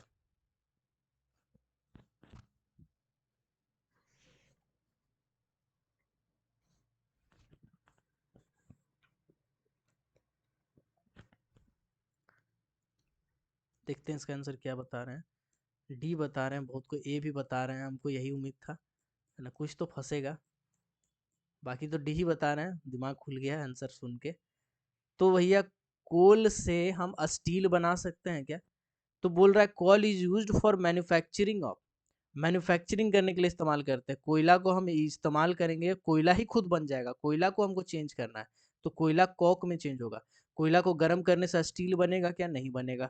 कोयला को उबाल देंगे, गोल्ड बनेगा क्या? नहीं बनेगा। कोयला को उबालेंगे, लिग्नाइट बनेगा? नहीं बनेगा। कोयला को उबालेंगे, कॉक बनेगा? जी बिल्कुल बनेगा। कॉक बनाना है तो कॉक दो टाइप का होता है, एक होता है हार्ड कॉक ऑर्डिनरी टाइप, और एक होता है hard coke superior type. Superior और ऑर्डिनरी करके दो शब्द होते हैं इसमें, दोनों के बारे में हल्का हल्का हम आइडिया दे देते हैं। देखो भैया, ऐसा है कि एस परसेंटेज बढ़ा घटा के हम बनाते हैं, एस परसेंटेज बढ़ा घटा के बनाते हैं, ठीक है। तो हार्ड कॉक बन जाता, क्या बन जाता है? हार्ड कॉक बनता है, ठीक है। तो अगर ऑर्डिनरी वाला है तो 36% तक, और अगर सुपीरियर वाला है तो 31% तक, 31% तक, 31% तक बनता है। हार्ड कोक भी दो टाइप का होता है, ऑर्डिनरी और सुपीरियर। ऑर्डिनरी वाला आपका 36% तक और सुपीरियर वाला 31% तक, ठीक है। नाम उल्टा है लेकिन होता ऐसा ही, ठीक।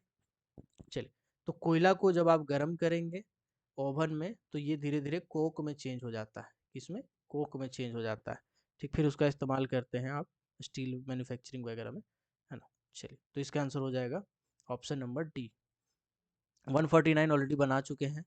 Which of the following is एक सॉलिड फ्यूल, इनमें से कौन सा सॉलिड फ्यूल के कैटेगरी में आएगा, बताइएगा। Which of the following is a solid fuel, थोड़ा सा दिमाग लगाइए।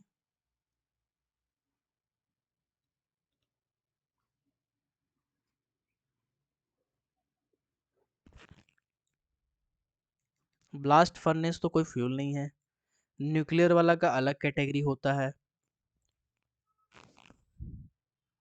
सुन के लगेगा अजीब, लेकिन यार यही है, क्या करें। सी बता रहे हैं, ए भी बता रहे हैं, मतलब बहुत लड़का लोग है जो पढ़ लिया है क्वेश्चन को, पहले से आंसर पढ़ा हुआ है, ठीक है।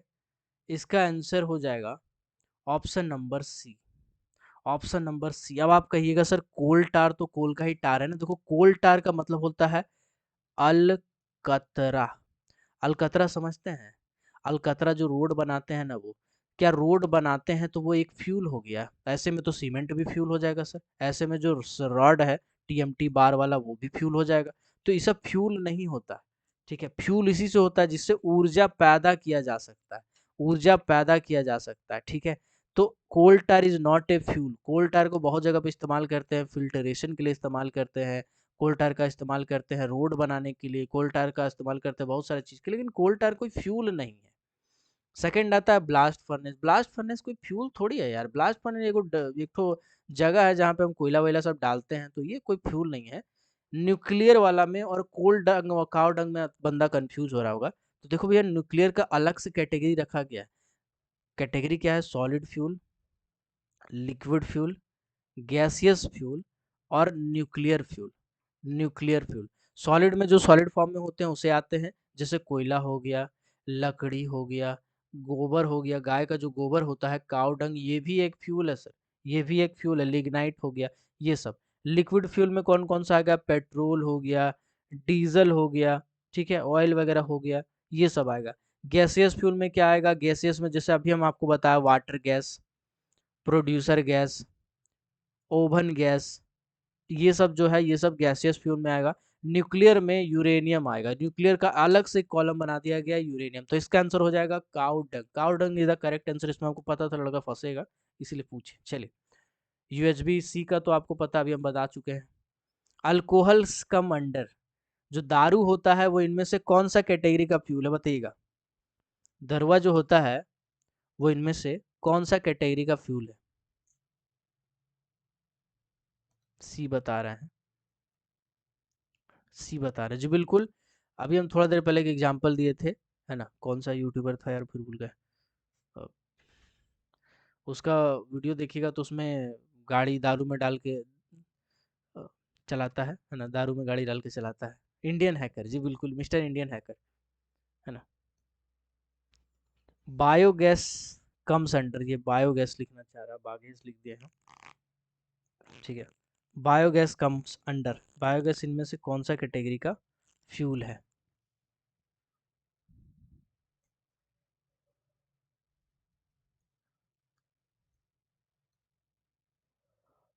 बी बता रहे हैं जी, बिल्कुल बी ही है इसका आंसर, बी ही है, ठीक है। Biogas comes under gaseous fuel में आता है, ठीक है। चलिए अगला क्वेश्चन आते हैं। यूरेनियम कम्स अंडर, बार बार वही सब चीज़ है यार। यूरेनियम कौन सा फ्यूल में आता है बताइएगा?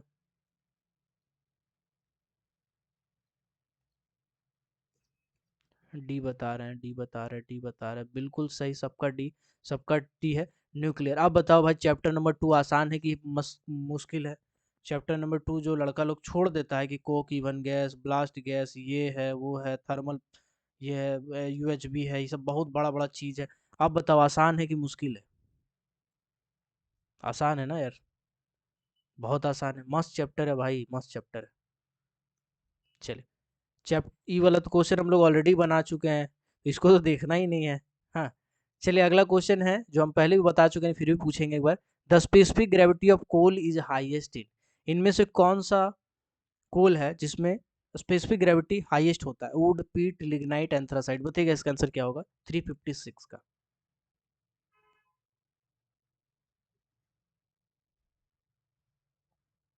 जी बिल्कुल, इसका आंसर डी हो जाएगा, एंथ्रासाइड में।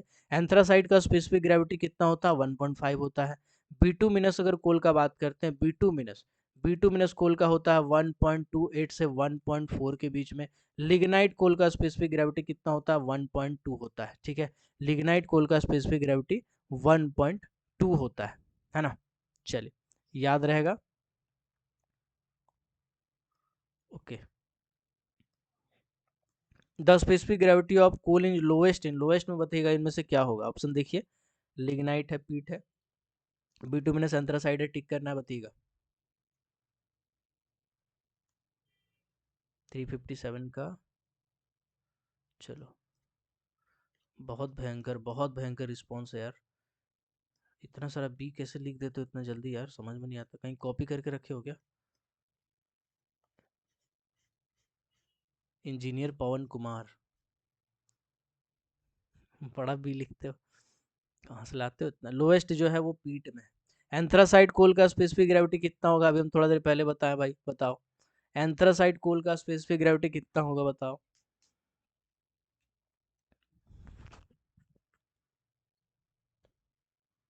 चलो देखते हैं क्या आंसर है। बी बता रहा है, अरे भाई साहब, बी, बहुत जोर जोर से चिल्ला चिल्ला के लड़का लोग बोल रहा है बी बी बी, तो बिल्कुल देखते हैं बी में क्या है। एंथ्रासाइड का 1.5 जी, बिल्कुल सही है आपका आंसर। आप जीत गए हैं 7 करोड़, जो आपको मिलेगा नहीं। कैलोरीफिक वैल्यू बताइएगा, कैलोरीफिक वैल्यू लिग्नाइट का। अच्छा, अच्छा क्वेश्चन है, nice question, you have a nice question, but your question हट में। बताइएगा इसका आंसर क्या होना चाहिए? 359 का ए होगा, बी होगा, सी होगा, डी होगा?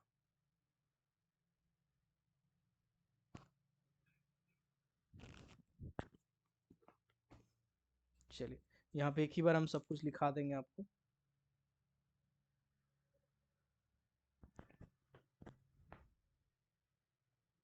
देखते हैं, सब बी बता रहे हैं। पीट का 1.2 होता है, पीट का 1.2 से कम होता है सर, 1.1 से 1.2 के बीच होता है पीट का, है ना? किताब में नहीं दिया है लेकिन वही होता है। चलिए देख लेते हैं एक बार। हाँ, तो फिर हम क्या पढ़ाने वाले थे, टॉपिक वो भूल गए यार। टॉपिक कमेंट कीजिएगा एक बार, क्या बताने वाले थे? कैलोरीफिक वैल्यू, अच्छा लिग्नाइट, हाँ हाँ, कैलोरीफिक, ठीक ठीक, थैंक यू भाई, यही दिमाग है मेरा। तो अभी हम बता रहे थे कैलोरीफिक वैल्यू। लिग्नाइट का कैलोरीफिक वैल्यू होता है 2400 किलो कैलोरी पर केजी। कैलोरीफिक वैल्यू केजी में आ जाएगा, बिल्कुल सही। यूजफुल वैल्यू हो या कैलोरीफिक वैल्यू एक ही यूनिट हो, ठीक है चलो। लिग्नाइट का हो जाएगा 2400 किलो कैलोरी पर केजी। तो लिग्नाइट वाला ई वाला ना रटिएगा, इसको रटिएगा, लिख लीजिए कॉपी में लिख लीजिए, रटिएगा 2400 किलो कैलोरी पर केजी, ठीक है। इसके बाद बात करते हैं बीटूमिनस। बीटूमिनस बीटूमिनस का जो आपका रेंज होता है 2400 है यहाँ पे, तो ये 2500 से स्टार्ट होता है, 6200 तक जाता है किलो कैलोरी पर केजी, किलो कैलोरी पर केजी। और एंथ्रासाइड का जो हो जाएगा, एंथ्रासाइड का हो जाएगा, ये होता है 6200 से ज्यादा किलो कैलोरी पर केजी, यूनिट होता है किलो कैलोरी पर केजी। तो चलिए ये तीनों पॉइंट को कॉपी में लिख लीजिए, इसको थोड़ा थोड़ा रटिएगा, हो सकता है आने वाला टाइम में पूछेगा, मतलब अगला क्वेश्चन जो डिस्कस करें उसमें आ जाएगा। तो एक बार पढ़िए, लिग्नाइट का 2400 किलो कैलोरी, बिटुमिनस का 2500 से 6200 किलो कैलोरी, एंथ्रासाइट का 6200 से ज्यादा, एंथ्रासाइट का 6200 से ज्यादा, ठीक है। चलिए यहाँ तक याद हो गया, आते हैं आगे। ओके ठीक, ओके ओके ओके, ठीक हो गया। ये तो जूलॉजिकल टाइम स्केल का फिर से क्वेश्चन आ गया। जूलॉजिकल टाइम स्केल का वीडियो नहीं देखे हैं, देख लीजिएगा, बहुत ही डिटेल में समझाए हैं। कोई ग्रुप में अगर नहीं भेजे होंगे तो भी बता दीजिएगा, हम भेज देंगे, है ना। चलिए, oldest period in zoological time scale, zoological time scale में सबसे ओल्डेस्ट पीरियड कौन सा होगा? तो देखो यार, पहले तो आता है प्री कैम्ब्रियन, ये पीरियड भी है और ईरा भी है। इसके बाद आता है आर्चियन, है ना। इसके बाद बाकी आता है आपका ट्राइसरी, टर्सरी, है ना, क्वार्टरनरी, टर्सरी, सेकेंडरी। तो उतना जाने की जरूरत नहीं है, प्री कैम्ब्रियन यहाँ लिखा हुआ है, तो pre Cambrian is the correct answer. देख लेते हैं कितना बंदा टिक मारा, सही सही। अरे बाप रे, बहुत कोई भयंकर टिक मारा। चलो यार, आप लोगों का कॉन्सेप्ट क्लियर है। प्री कैम्ब्रियन पीरियड को इनमें से कौन सा पीरियड कहा जाता है?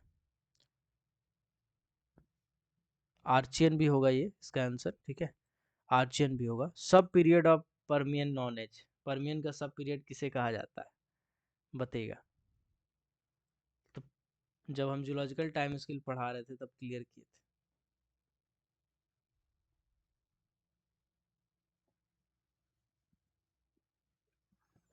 गोंडवाना, देख लेते एक बार, यहाँ पे तो धीरे धीरे आ रहा है आंसर। गोंडवाना होगा जी, बिल्कुल सही होगा, याद रखिएगा ये क्वेश्चन इंपॉर्टेंट क्वेश्चन में से एक लग रहा है मेरे को। सब period of Permian knowledge, Permian का सब पीरियड गोंडवाना होता है, या गोंडवाना और परमियन आप कह सकते हैं एक ही है। गोंडवाना और परमियन एक ही है, या सब पीरियड है, एक दूसरे से कनेक्टेड है, जैसे भी आपको याद रखना है याद कर सकते हैं, ठीक है, याद कर सकते हैं, ठीक है। चलिए, अब यहाँ से जो क्वेश्चन है ना सर, ये सब क्वेश्चन अपडेटेड नहीं है, ये सब क्वेश्चन 80s का डाटा है। तो हम दोनों डिस्कस करेंगे, अपडेटेड वाला भी और 80s का डाटा भी, ठीक है। चलिए क्वेश्चन बताइएगा, 363 India hold the position of coal producing country in the world, इसमें कुछ और डाटा है जबकि आंसर कुछ और है। चलिए बताइएगा।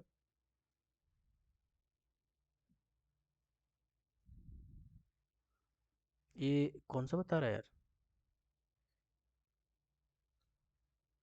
कोल प्रोड्यूसिंग कंट्री सेकंड हो गया कैसे, कब से हो गया, हमको तो पता ही नहीं चला। सेकंड नहीं है बाबू, सेकंड नहीं है, सेकंड नहीं है, बहुत कम बच्चे बता रहे हैं। चौथा नंबर पे प्रोड्यूसिंग की में है, प्रोड्यूसिंग में अगर बात करें तो ये फोर्थ नंबर पे है, फोर्थ रैंक में। कितना रैंक में है, फोर्थ रैंक में, ठीक है।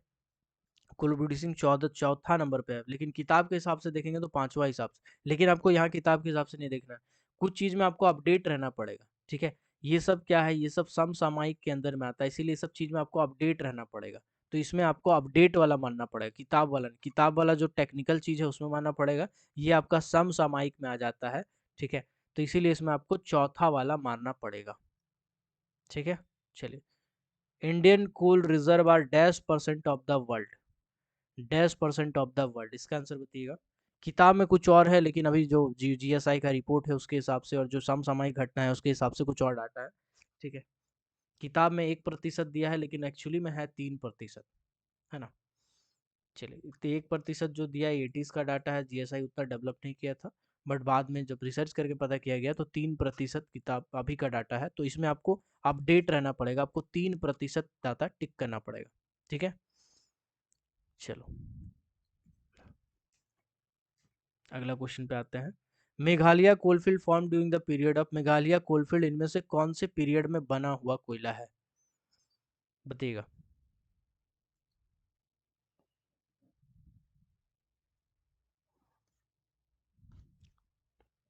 तुक्का मारो, अंदाजा मारो।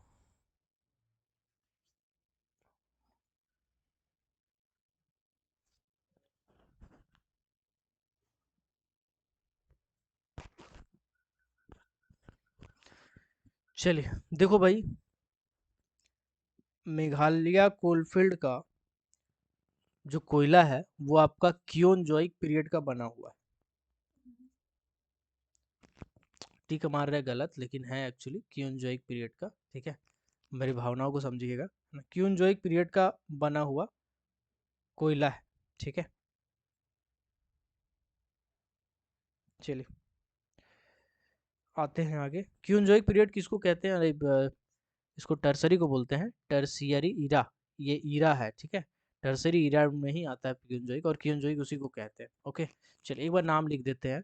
जूलॉजिकल टाइम स्केल वाला वीडियो देख लो यार, बहुत बहुत बहुत ज़रूरी है। हम डाले होंगे ग्रुप में, है ना, तो देख लेना यार जूलॉजिकल टाइम स्केल का वीडियो। ठीक है, प्राइमरी पीरियड किसे कहा जाता है? प्राइमरी पीरियड किसे कहा जाता है? नाम तो भाई साहब याद रहना ही चाहिए, है ना। प्राइमरी पीरियड किसे कहा जाता है?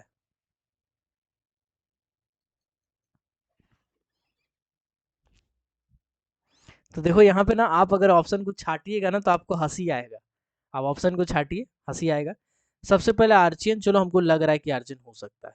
पेलियोजोइक, चलो ये भी लगता है हो सकता है। टर्सरी तो भाई साहब होगा नहीं, तो खुद एक हीरा है। क्वार्टरनरी तो होगा नहीं, ये तो खुद एक हीरा है। अब हम फिर से देखना शुरू करते हैं। आर्चियन से ही तो शुरुआत होता है शरीरा का। आर्चियन है, फिर प्री कैम्ब्रियन है ना, यही तो होता है। प्री कैम्ब्रियन या आर्चियन यही होता है, लास्ट तरफ तो ये होता है। ठीक है, तो पहले आर्चियन होता है, फिर प्री कैम्ब्रियन होता है। तो आर्चियन से ही शुरू होता है हीरा का, तो ये तो होगा नहीं।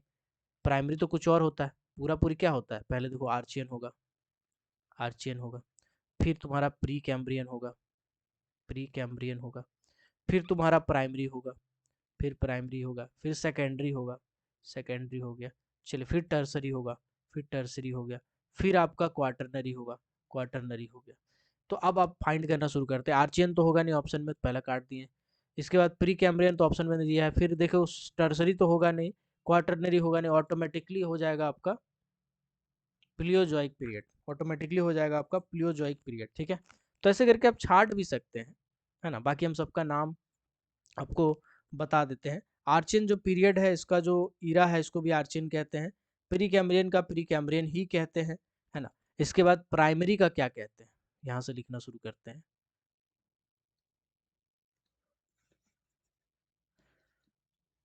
चलो, आर्चियन का जो पीरियड है उसे हम आर्चियन ही कहते हैं।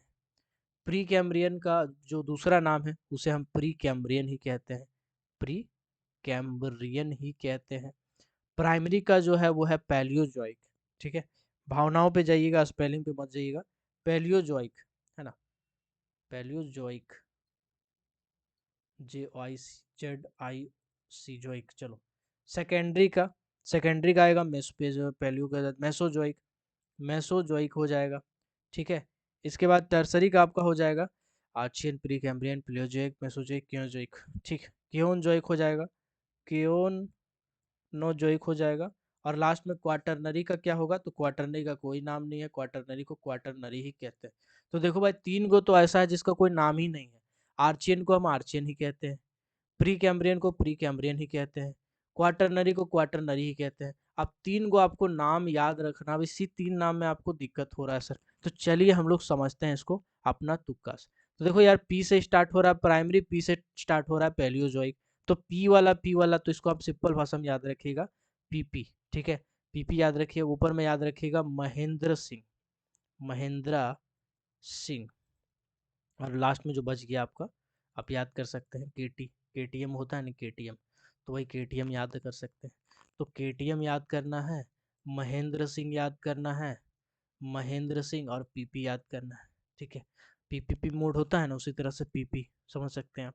तो मतलब तुक्का है, बिना मतलब का बेतुका है, लेकिन फिर भी काम आ सकता है कि एग्जाम के टाइम कुछ भी बेतुका लॉजिक हो, लेकिन क्वेश्चन बनना चाहिए, मेन मोटिव यही। KTM, K for Cenozoic, T for tertiary. Mahendra Singh, M for Mesozoic, S for secondary. PP, P for primary, P for Paleozoic. ठीक है, बाकी तीन गो का तो नाम सेम है, आर्चियन, प्री कैम्ब्रियन का नाम सेम है, क्वाटरनरी का नाम सेम। तीन में आपको दिमाग लगाना नहीं है, ठीक है। चलिए आते हैं अगला क्वेश्चन की ओर, बढ़ते हैं अगला क्वेश्चन की ओर। चलिए, जूलॉजी वाला जो क्लास किए थे उसमें समझिएगा, देखो जूलॉजी का जो क्लास कराए थे, है ना, उसमें बहुत सारा लॉजिक बताए थे, लॉजिक नहीं मतलब तुक्का बताए थे, याद करने का कुछ ट्रिक होता है ना, वही बताए थे। जूलॉजी वाला में बड़ा समस्या होता है लड़का लोग को, तो वो सब समझाए थे, ठीक है। तो वो वाला ज़रूर देखिएगा, उसमें बहुत सारा अलग-अलग ट्रिक बताए थे, जैसे लॉलीपॉप बेसिन में गिर गया, बतौलाबाजी रेगुलर है ना? तो कुछ ऐसे-ऐसे लाइन हैं, शब्द हैं जो सुन के मज़े मज़े आता है, जो शब्द सुन के हँसी आता है उसी में जल्दी याद होता है, ठीक है? चलिए अगले क्वेश्चन पे आते हैं। As in million year in Cretaceous age, ये सब थोड़ा हाई लेवल का क्वेश्चन है, अगर नहीं भी करते हैं तो कोई दिक्कत नहीं है ना? हम बता दे रहे 110 होना चाहिए, इसके हिसाब से 110 होना चाहिए। प्री कैम्ब्रियन पीरियड में थोड़ा सा और पहले हम चले जाते हैं, ठीक है। प्री कैम्ब्रियन पीरियड में 1500 के आसपास होना चाहिए, 1500 मिलियन। बाकी जूलॉजिकल टाइम स्केल देखिएगा तो आपको भी याद हो जाएगा, जैसे हम टिक मार रहे हैं वैसे आप भी टिक मारिएगा। Low S and sulphur content coals are, low S है और सल्फर कंटेंट कोल है, तो कौन सा कोल होगा, कौन सा पीरियड का कोल होगा, ठीक है।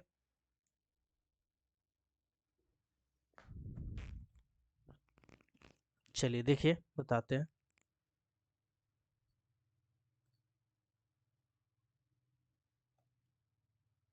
ये हो जाएगा इसका आंसर, बिल्कुल इसका आंसर ये हो जाएगा, गोंडवाना पीरियड। गोंडवाना पीरियड का जो कोल होता है वो एस परसेंटेज में कम होता है, ठीक है। तो आप बोलिएगा सर कोकिंग कोल तो इसी में पाया जाता है सर, ऐसे कैसे सर, ऐसे। देखो भैया एस कंटेंट मतलब लो एस कंटेंट हम लोग रखे हैं जनरल 15 से 38-35 के बीच ना, उसके बाद भी तो हो सकता है, तो इसीलिए गोंडवाना मान, सल्फर भी इसी में निकलता है। लिग्नाइट फिल्डार, ये क्वेश्चन आपको कंफ्यूज कर सकता है, इसलिए क्वेश्चन को थोड़ा सा ध्यान से देखिएगा। लिग्नाइट फिल्डार,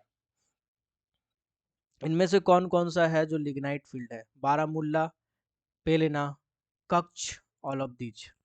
ये क्वेश्चन आप थोड़ा देख लीजिए, बताइएगा।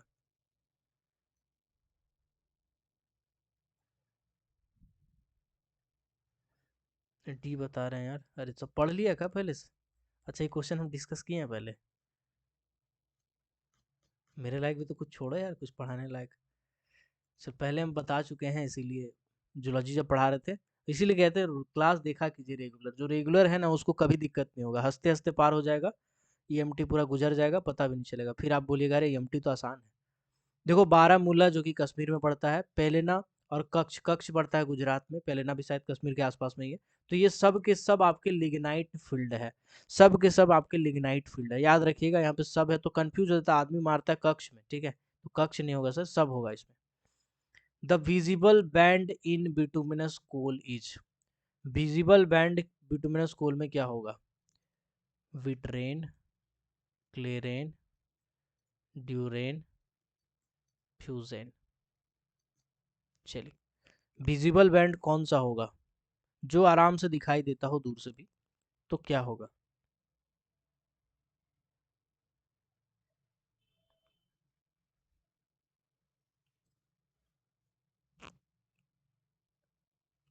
चलिए तो देखो भैया ऐसा है कि इसमें डी हो जाएगा आंसर, ऐसा क्यों होगा सर, फ्यूजेल, अरे ऐसा स्पेलिंग गलत है यार सब, स्पेलिंग गुड़ गोबर कर दिया है। ठीक है फिर भी देखो आप जाके देख तो सकते हैं ना, बिट्रेन क्लेरेन ड्यूरेन, फिर अगर डल अपीयरेंस भी है तो जाके देख तो सकते हैं ना, देख तो सकते हैं ना, इसके लिए बोलते हैं विजिबल बैंड, ठीक है। इसका आंसर ऑलरेडी आपको पता है यार, इसका आंसर चलो कमेंट मार दो, 372 का आंसर कमेंट कर दो, अभी हम थोड़ा देर पहले डिस्कस किए थे।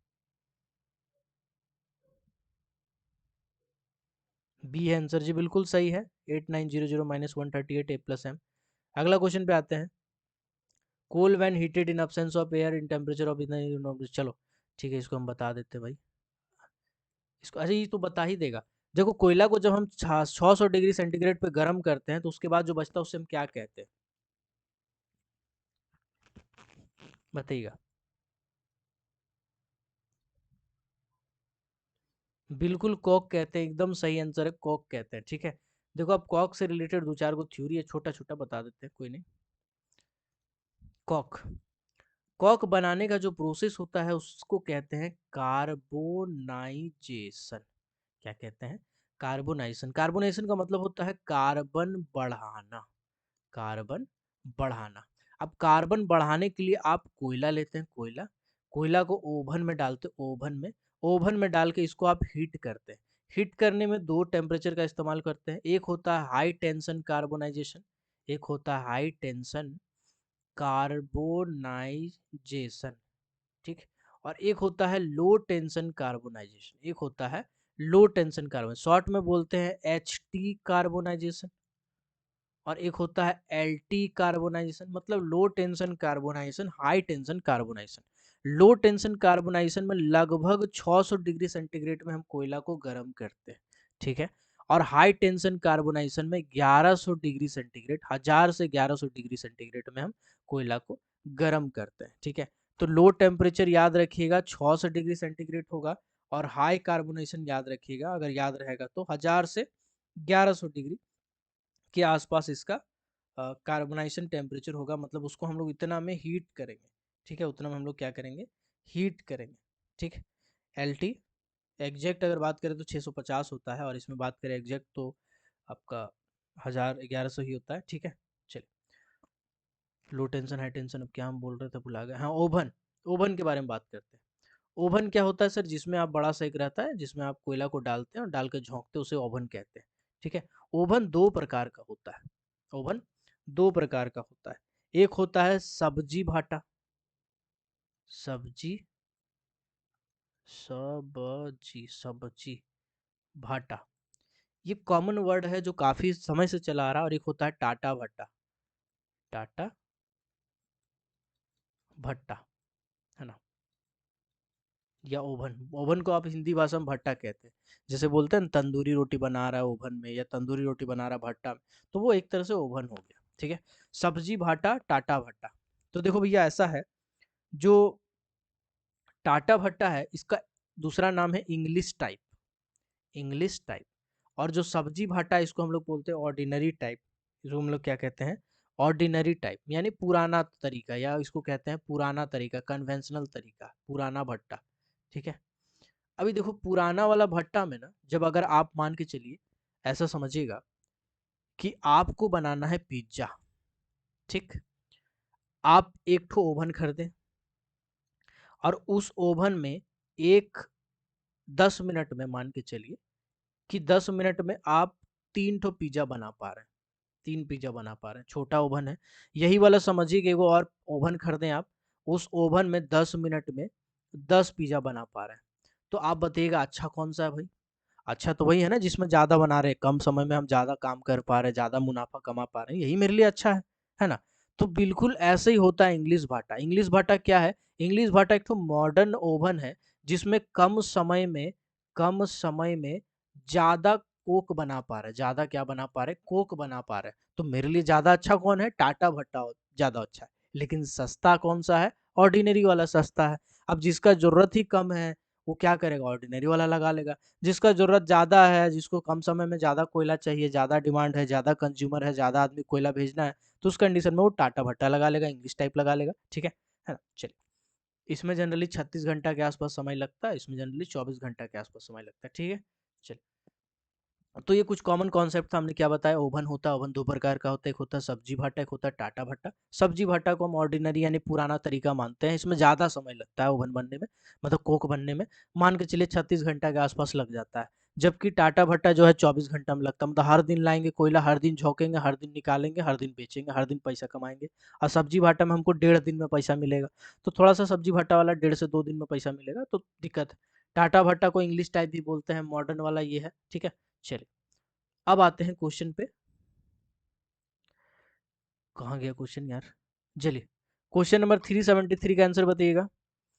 Coke when heated in substance of air in the presence of temperature 600 degree centigrade, solid residue left. अच्छा ये कर चुके हैं क्या? कोक होगा इसका आंसर, सही है, ये कर चुके हैं। 374 का आंसर बताइएगा। When a coke is heated to a temperature above 600 degree centigrade, यानी 600 डिग्री सेंटीग्रेड के आसपास में है, it is said to be carbonised, oxidised, orderised, bituminised. अभी हम थोड़ा देर पहले आपको बताएं। चलिए देखते हैं इसका आंसर क्या होगा।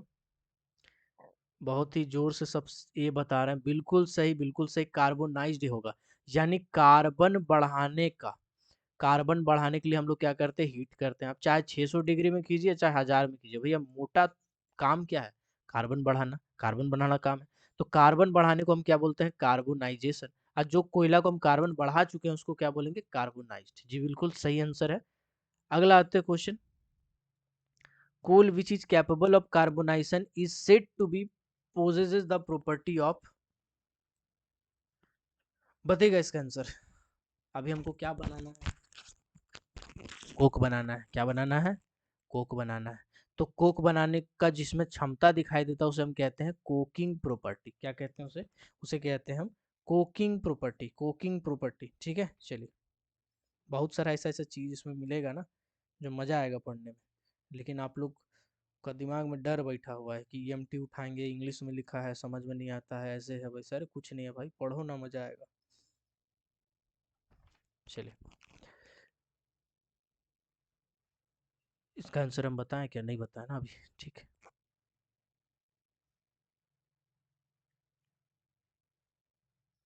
डर के आगे जीत है, अविनाश झा कहते हैं। आशुतोष कुमार सर केकिंग या कोकिंग। अरे एगो टिक मारो ना यार, कॉन्फिडेंस लाओ अंदर। बिल्कुल इसको बोलते हैं कोकिंग प्रॉपर्टी, कोकिंग प्रॉपर्टी होता है उसके अंदर, कोकिंग प्रॉपर्टी होता है। ठीक है, अभी केकिंग प्रॉपर्टी क्या होता है, ठीक है, केकिंग प्रॉपर्टी क्या होता है, जिसके अंदर में बेसिकली केकिंग इंडेक्स में जिसको हम मेजर कर सकते हैं, है ना, उसको हम लोग केकिंग प्रॉपर्टी बोलते हैं। चलिए हम आगे समझाते हैं, अभी एक साथ सब टर्म को समझा देते हैं, पहले क्वेश्चन को डिस्कस कर ले। कार्बोनाइजेशन प्रोसेस को कितना भाग में बांटा गया, अभी हम थोड़ा देर पहले आपको बताएं। दो टेम्परेचर था, 600 डिग्री सेंटीग्रेड, 1000 से 1100 डिग्री सेंटीग्रेड। दो गो था, एगो को बोले एल टी, एगो को बोले एच टी। तो कितना टाइप में बांटा गया बताइएगा।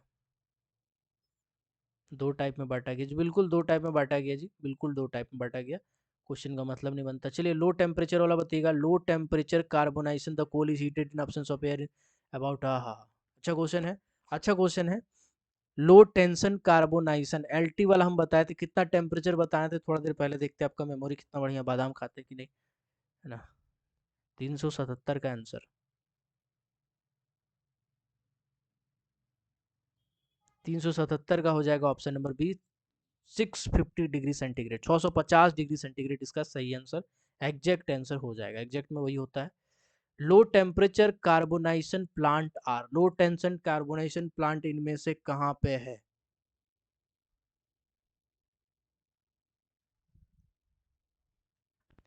चलिए लो टेंशन कार्बोनाइजेशन प्लांट कहाँ पे है, तेलंगाना में। हालांकि इसका कोई मतलब नहीं बनता है, बट ठीक है चलो कोई नहीं, लिख दिया तो मार दिए टिक। हाई टेम्परेचर बताइएगा। High temperature carbonisation coal is heated in absence of air in temperature of, H T में, H T carbonisation, high tension carbonisation में टेम्परेचर कितना होता है, इसका आंसर बताइएगा। चलिए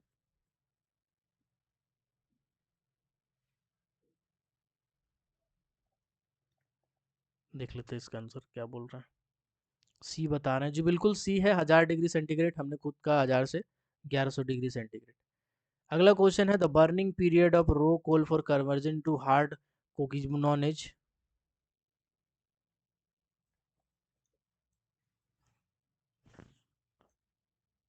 चलिए देखते हैं इसका आंसर किसको सही सही पता है।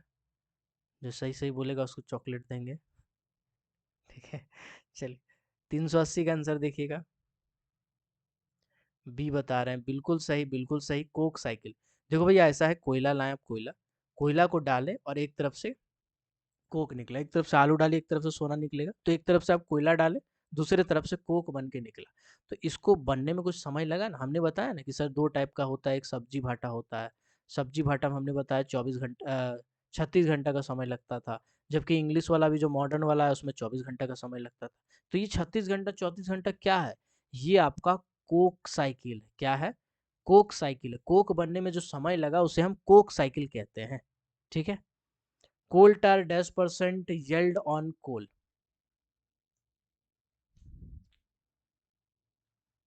चलिए बताइएगा। कोक साइकिल येल्ड ऑन कोल। इसका आंसर बनता नहीं है कुछ बनना, बस फिर भी मान के चलिए 3 पर। ये क्वेश्चन बनता नहीं है, गेट वाला क्वेश्चन सब है, कोई बात नहीं। नहीं भी पता है तो कोई दिक्कत नहीं है। Crude benzoyl.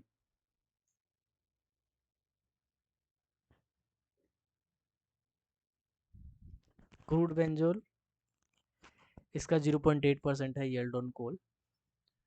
ठीक है, सब रटा हुआ क्वेश्चन है, बट आप लोग का काम का नहीं है। चलो अपने से बहुत सारे बच्चे बता रहा है। Plasticity property, plasticity property. अब यह प्लास्टिसिटी प्रॉपर्टी क्या होता है इसको समझिएगा। मजेदार चीज बोला गया कि जब आप कोयला को गर्म करते हैं तो गर्म करने के बाद धीरे धीरे एक मतलब वो गर्म होता है। ठीक है? गर्म होने के बाद एक टेम्परेचर ऐसा होता है, उस टेम्परेचर में वो सॉफ्ट हो जाता है। वो टेम्परेचर में क्या हो जाता है? वो सॉफ्ट हो जाता है। उसके बाद फिर थोड़ा सा और टेम्परेचर बढ़ाते फिर वो धीरे धीरे गर्म होने लगता है। ठीक है? तो बेसिकली इसको हम लोग बोलते हैं प्लास्टिसिटी प्रॉपर्टी। Plasticity property. जिस भी कोल का प्लास्टिसिटी प्रॉपर्टी होता है उसको हम कोक बना सकते हैं। उसको क्या बना सकते हैं? हम कोक बना सकते हैं। जिस भी कोल का प्लास्टिसिटी प्रॉपर्टी होता है उसे हम क्या कर सकते हैं? कोक बना सकते हैं। ठीक है? तो ऐसा देखा गया है, बहुत सारे एक्सपेरिमेंट करने के बाद, जलाने के बाद कोल को देखा गया है कि 320 से लेकर के 350 डिग्री सेंटीग्रेड तक में जो कोयला है वो सॉफ्ट हो जाता है। आप प्लास्टिक जैसा बिहेव करते हैं। जैसे प्लास्टिक को आप खींचते हैं ना, फट जाता है, वैसे कोयला को आप खींच सकते हैं, उस प्लास्टिसिटी प्रॉपर्टी आ जाता है इस टेम्परेचर में। इसके बाद फिर जब टेम्परेचर बढ़ता है 400 डिग्री सेंटीग्रेड या उससे ऊपर होने लगेगा, फिर वो हार्ड हो जाएगा। जैसे कोल हार्ड होता है बिल्कुल वैसे ही हार्ड हो जाएगा। इसको बोलते हैं प्लास्टिसिटी प्रॉपर्टी। तो इसका आंसर बताइएगा कितना होना चाहिए? एवरेज सॉफ्ट कब होता है बताइएगा। अभी हम लिख दिए यार स्क्रीन पे, अब इससे ज्यादा क्या करें। Option number be the correct answer, 320 से 350 डिग्री सेंटीग्रेड। ठीक है? 320 से 350 डिग्री सेंटीग्रेड इसका हो जाएगा आंसर। ठीक है? चलिए, मैक्सिमम फ्लूइडिटी कब होता है इसका? तो 350 से 400 डिग्री सेंटीग्रेड इसका मैक्सिमम फ्लूइडिटी हो जाएगा, है ना? फ्लूइड जैसा बिहेव करता है ये। चलिए, ओके, आप अगला क्वेश्चन पे आते हैं। ज़्यादा क्वेश्चन नहीं बचा होगा। हाँ, ज़्यादा क्वेश्चन नहीं बचा है, कम ही है, कम ही है। The property of coking coal, cooking लिखा है यार, to become plastic on heating in the absence of air is called. बताइएगा इसको क्या बोलते हैं? जब भी कोयला को हम गर्म करते हैं absence ऑफ एयर में ही गर्म करते हैं कोक बनाने के लिए। तो बताइएगा इसका आंसर क्या होगा? अगर एक कोयला है जिसको गर्म कर रहे हैं और प्लास्टिक जैसा बिहेव कर रहा है तो उस प्रॉपर्टी को आप क्या बोलेंगे? टेंसिसिटी, टेनासिटी बोलेंगे, ड्यूराबिलिटी बोलेंगे, ड्यूरबिलिटी बोलेंगे, कुछ भी लिख दो, मतलब 4 को 5 को बिना मतलब का ऑप्शन डाल दो और एक और सही ऑप्शन डाल। बताइएगा इसका सही आंसर क्या होगा? बिल्कुल एक साथ सभी बता रहा है डी, एक साथ सभी बता रहा है डी। बिल्कुल plasticity property the correct answer, correct answer. ठीक है? आसाम। बनता नहीं है क्वेश्चन लेकिन फिर भी चलो ठीक है। आसाम कोल है very low moisture and low S percentage. Assam coal के पास बहुत ही लो मॉइस्चर कंटेंट है और लो एस परसेंटेज है। बताइएगा इसका आंसर क्या होना चाहिए? नहीं याद है कोई बात नहीं, सब गेट का क्वेश्चन डाल दिया, कोई दिक्कत नहीं, कोई दिक्कत नहीं, कोई दिक्कत नहीं। देख लेते हैं, गेट वाला भी बता देता है लड़का लोग यार।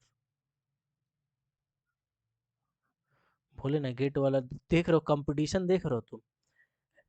प्रभात सही बताए हैं, और भी कुछ लड़का है, मिथुन है ना?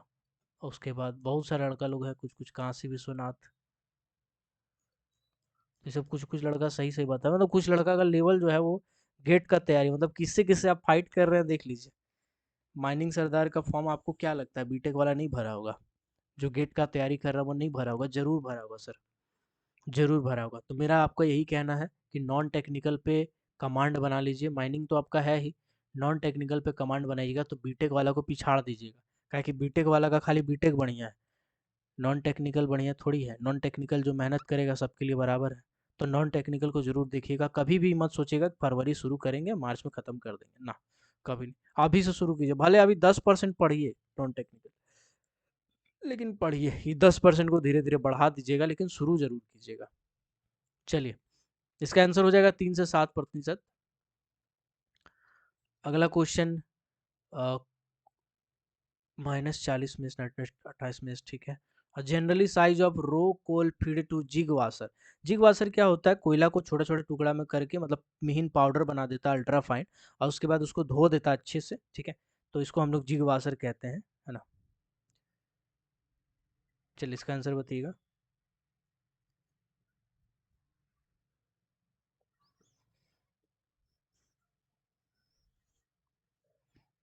इसका एक्चुअली हो जाएगा 6 mm से 100 mm सर, ठीक है।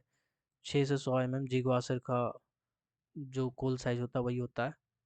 Ultra fine particle, ultra fine particle जो है वो उसको क्या कहा जाता है? ये इंपॉर्टेंट क्वेश्चन मेरे को लग रहा है भाई, है ना? क्यों लग रहा है पता नहीं, लेकिन थोड़ा सा लग रहा है कि हाँ हो सकता है, इस अगर लेवल जा सकता है कोल इंडिया का तो इससे ऊपर लेवल का तो नहीं जाएगा, है ना।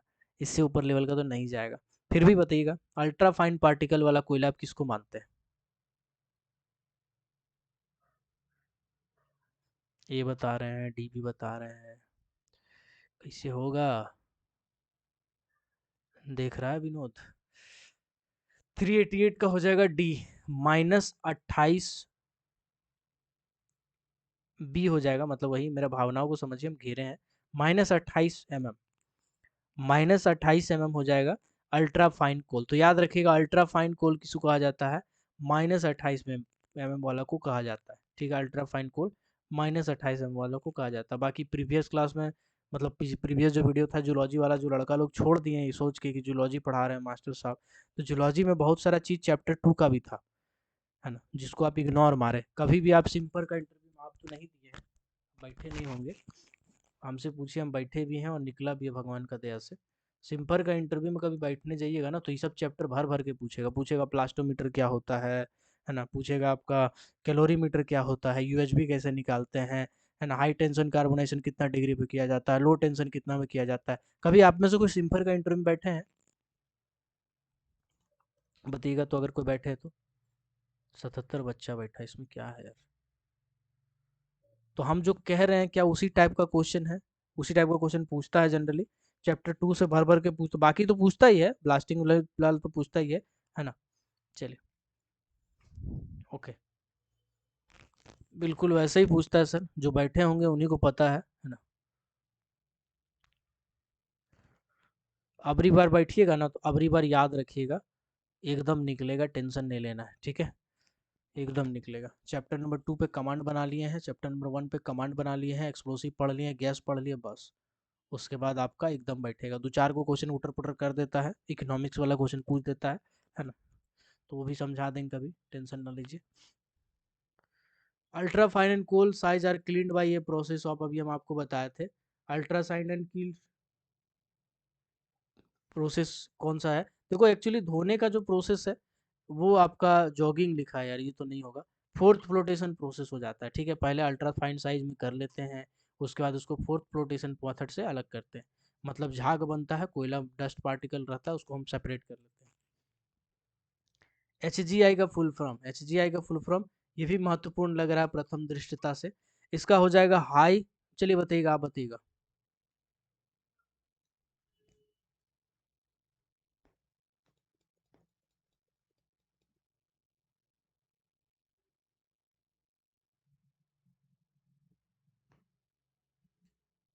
चलिए, हाई तो नहीं होना चाहिए, ये बता रहे हैं बहुत कोई।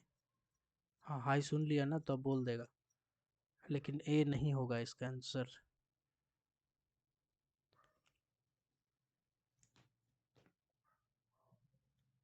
इसका हो जाएगा Hardgrove grindability index, Hardgrove grindability index, grindability index मतलब जब कोयला को हम चूर चूर करते हैं ना, एकदम चूर चूर पाउडर पाउडर करते हैं, तो hard groove grindability index HGI उसका निकालते हैं, ठीक है।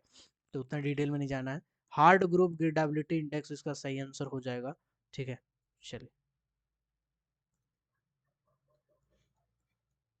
ये सब क्वेश्चन जो हम करवा रहे हैं ना भाई साहब, अगर मान लो नहीं तुमको समझ में आया तो, और या नहीं तुमको बुझा रहा है, कुछ मत करो, ये वाला वीडियो को फिर से लगाओ, 1.7x, 1.5x, 2x, या कुछ कुछ स्किप भी करना है बीच का क्वेश्चन तो स्किप कर करके, मतलब 2 घंटा अगर लेक्चर है ना, तो आप उसमें कोशिश कीजिए 40-45 मिनट में एक बार देख ले क्वेश्चन सब, और उसका आंसर सब देखते जाएगा। जो नहीं समझ में आया उसमें टाइम दीजिए, 1 घंटा लगाइए, तो उससे क्या होगा, ये पूरा चैप्टर फिर से रिकैप हो जाएगा आपका दिमाग में, आपका दिमाग में छप जाएगा, ठीक है।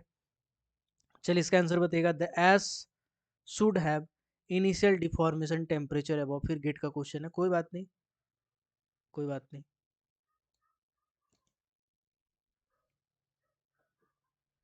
चलिए, initial deformation temperature 1100 degree centigrade होना चाहिए मेरे हिसाब से, है ना, 1100 ही होगा, गेट का क्वेश्चन है ना, इनिशियल डिफॉर्मेशन टेम्परेचर 1100 ही होता है, ठीक है। HGI use for boiler, boiler के लिए हम लोग HGI को उतना इस्तेमाल करते हैं,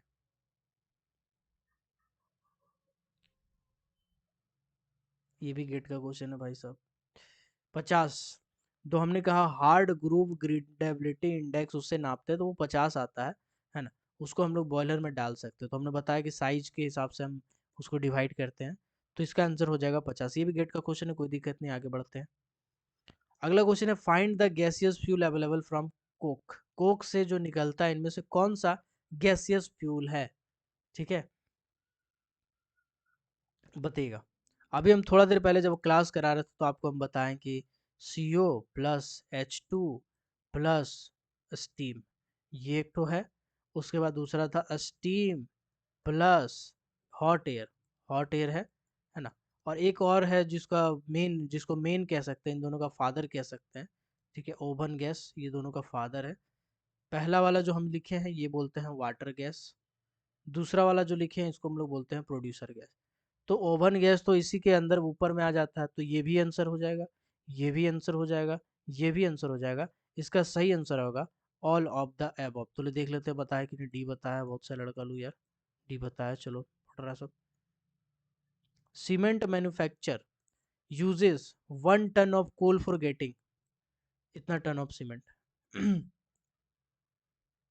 सीमेंट मैन्युफैक्चरर जो है वो 3 टन हो जाएगा, यहाँ पे 3 टन होना चाहिए, ठीक है। चलो, कोई नहीं। चलिए, आप में से अब जो भी हैं समझ गए, कुछ क्वेश्चन तो इसमें बचा नहीं है, अब कुछ क्वेश्चन हम अपने से आपको देना चाहेंगे, अभी समय है थोड़ा सा, ठीक है, हल्का हल्का कुछ क्वेश्चन है ना, वो देना चाहेंगे, कुछ कॉन्सेप्ट देना चाहेंगे, रुक जाइएगा। देखो भैया, ऐसा है, हमने आपको बताया कि कोई कोयला कोक बनता है, ठीक है, इसको नापने के लिए आप, एक बेसिकली होता है केकिंग इंडेक्स, क्या होता है, केकिंग इंडेक्स। कोई भी कोयला केकिंग प्रॉपर्टी रखता है या नहीं, मतलब कितना केकिंग बन सकता है, नहीं बन सकता है, कोकिंग कोल बन सकता है, नहीं बन सकता है, ठीक है, तो केकिंग प्रॉपर्टी इसको कहा जाता है। तो केकिंग प्रॉपर्टी को नापने के लिए एक इंडेक्स होता है, केकिंग इंडेक्स, केकिंग इंडेक्स, ठीक है। तो केकिंग इंडेक्स के हिसाब से आप उसको नाप सकते हैं, है ना। तो ये तो हो गया केकिंग इंडेक्स का, क्या होता है, तो केकिंग प्रॉपर्टी को नापने का जो इंडेक्स होता है उसे हम केकिंग इंडेक्स कहते हैं। केकिंग प्रॉपर्टी क्या होता है, तो जब कोई कोयला है, जब कोक बन सकता है, इसका कुछ लक्षण दिखाई देता है उसके अंदर में, उसी को हम लोग केकिंग प्रॉपर्टी बोलते हैं। बहुत सारा हो सकता है, प्लास्टिसिटी प्रॉपर्टी है जिसको नापने के लिए प्लास्टोसीटर का, प्लास्टोमीटर का इस्तेमाल किया जाता है, ठीक है। उसके बाद आपका प्रॉक्सिमेट एनालिसिस भी करते हैं, स्वेलिंग टेस्ट होता है, बहुत सारा टेस्ट होता है, ठीक है। चलिए, हम लिख दे रहे हैं फटाफट।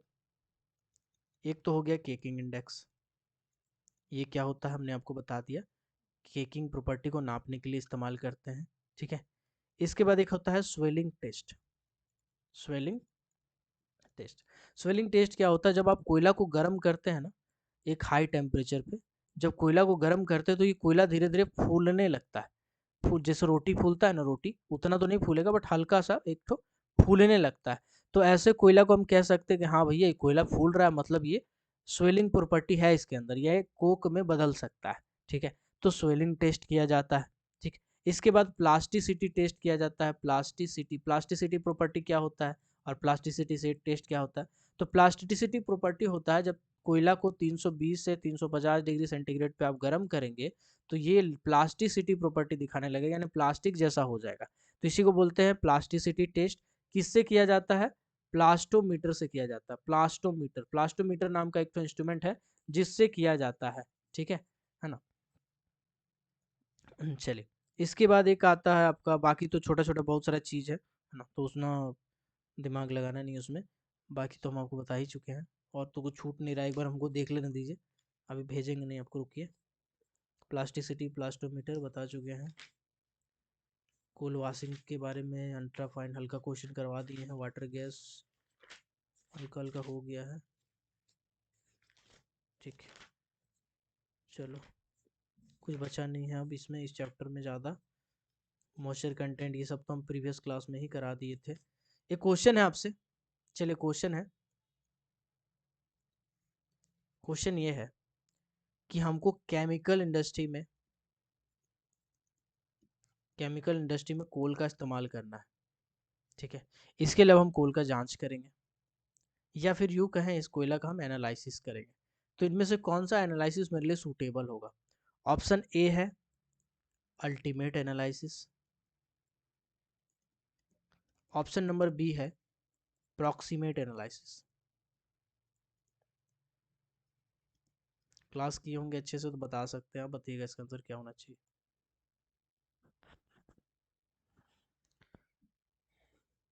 बिल्कुल सही, अल्टीमेट एनालिसिस इसका करेक्ट आंसर हो जाएगा।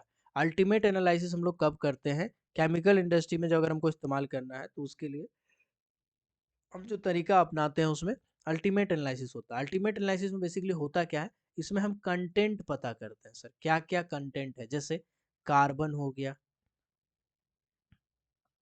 इसके बाद ऑक्सीजन हो गया, हाइड्रोजन हो गया, नाइट्रोजन हो गया, सल्फर हो गया, फॉस्फोरस हो गया। ठीक है, ये सब कंटेंट पता कर सकते हैं। जनरली कोयला में जैसे हमारा शरीर जो है 5 तत्वों से मिलके बना हुआ है, उसी तरह कोयला का मेन इंग्रेडिएंट 5 तत्व है। छठा जो फॉस्फोरस है वो किसी कोयल में होता है, किसी कोयल में नहीं होता है, किसी में ज़्यादा होता है, किसी में कम होता है। ठीक है, तो 5 तत्व कौन कौन सा है? Carbon, oxygen, nitrogen, hydrogen, sulphur. ठीक है, गिनिएगा 5 होगा। उसके बाद एक आपका फॉस्फोरस जो है किसी कोल में पाया जाता है, किसी कोल में नहीं पाया जाता, तो किसी जगह पे मिलेगा, किसी जगह नहीं मिलेगा।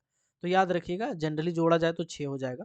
तो अल्टीमेट एनालिसिस में खाली हम पता करते हैं कि ये सब कितना कितना है, कार्बन कितना है, ऑक्सीजन कितना है, नाइट्रोजन कितना, हाइड्रोजन कितना, सल्फर कितना, फॉस्फोरस कितना है। ठीक है, सेकेंड जो तरीका है वो है प्रॉक्सिमेट एनालिसिस।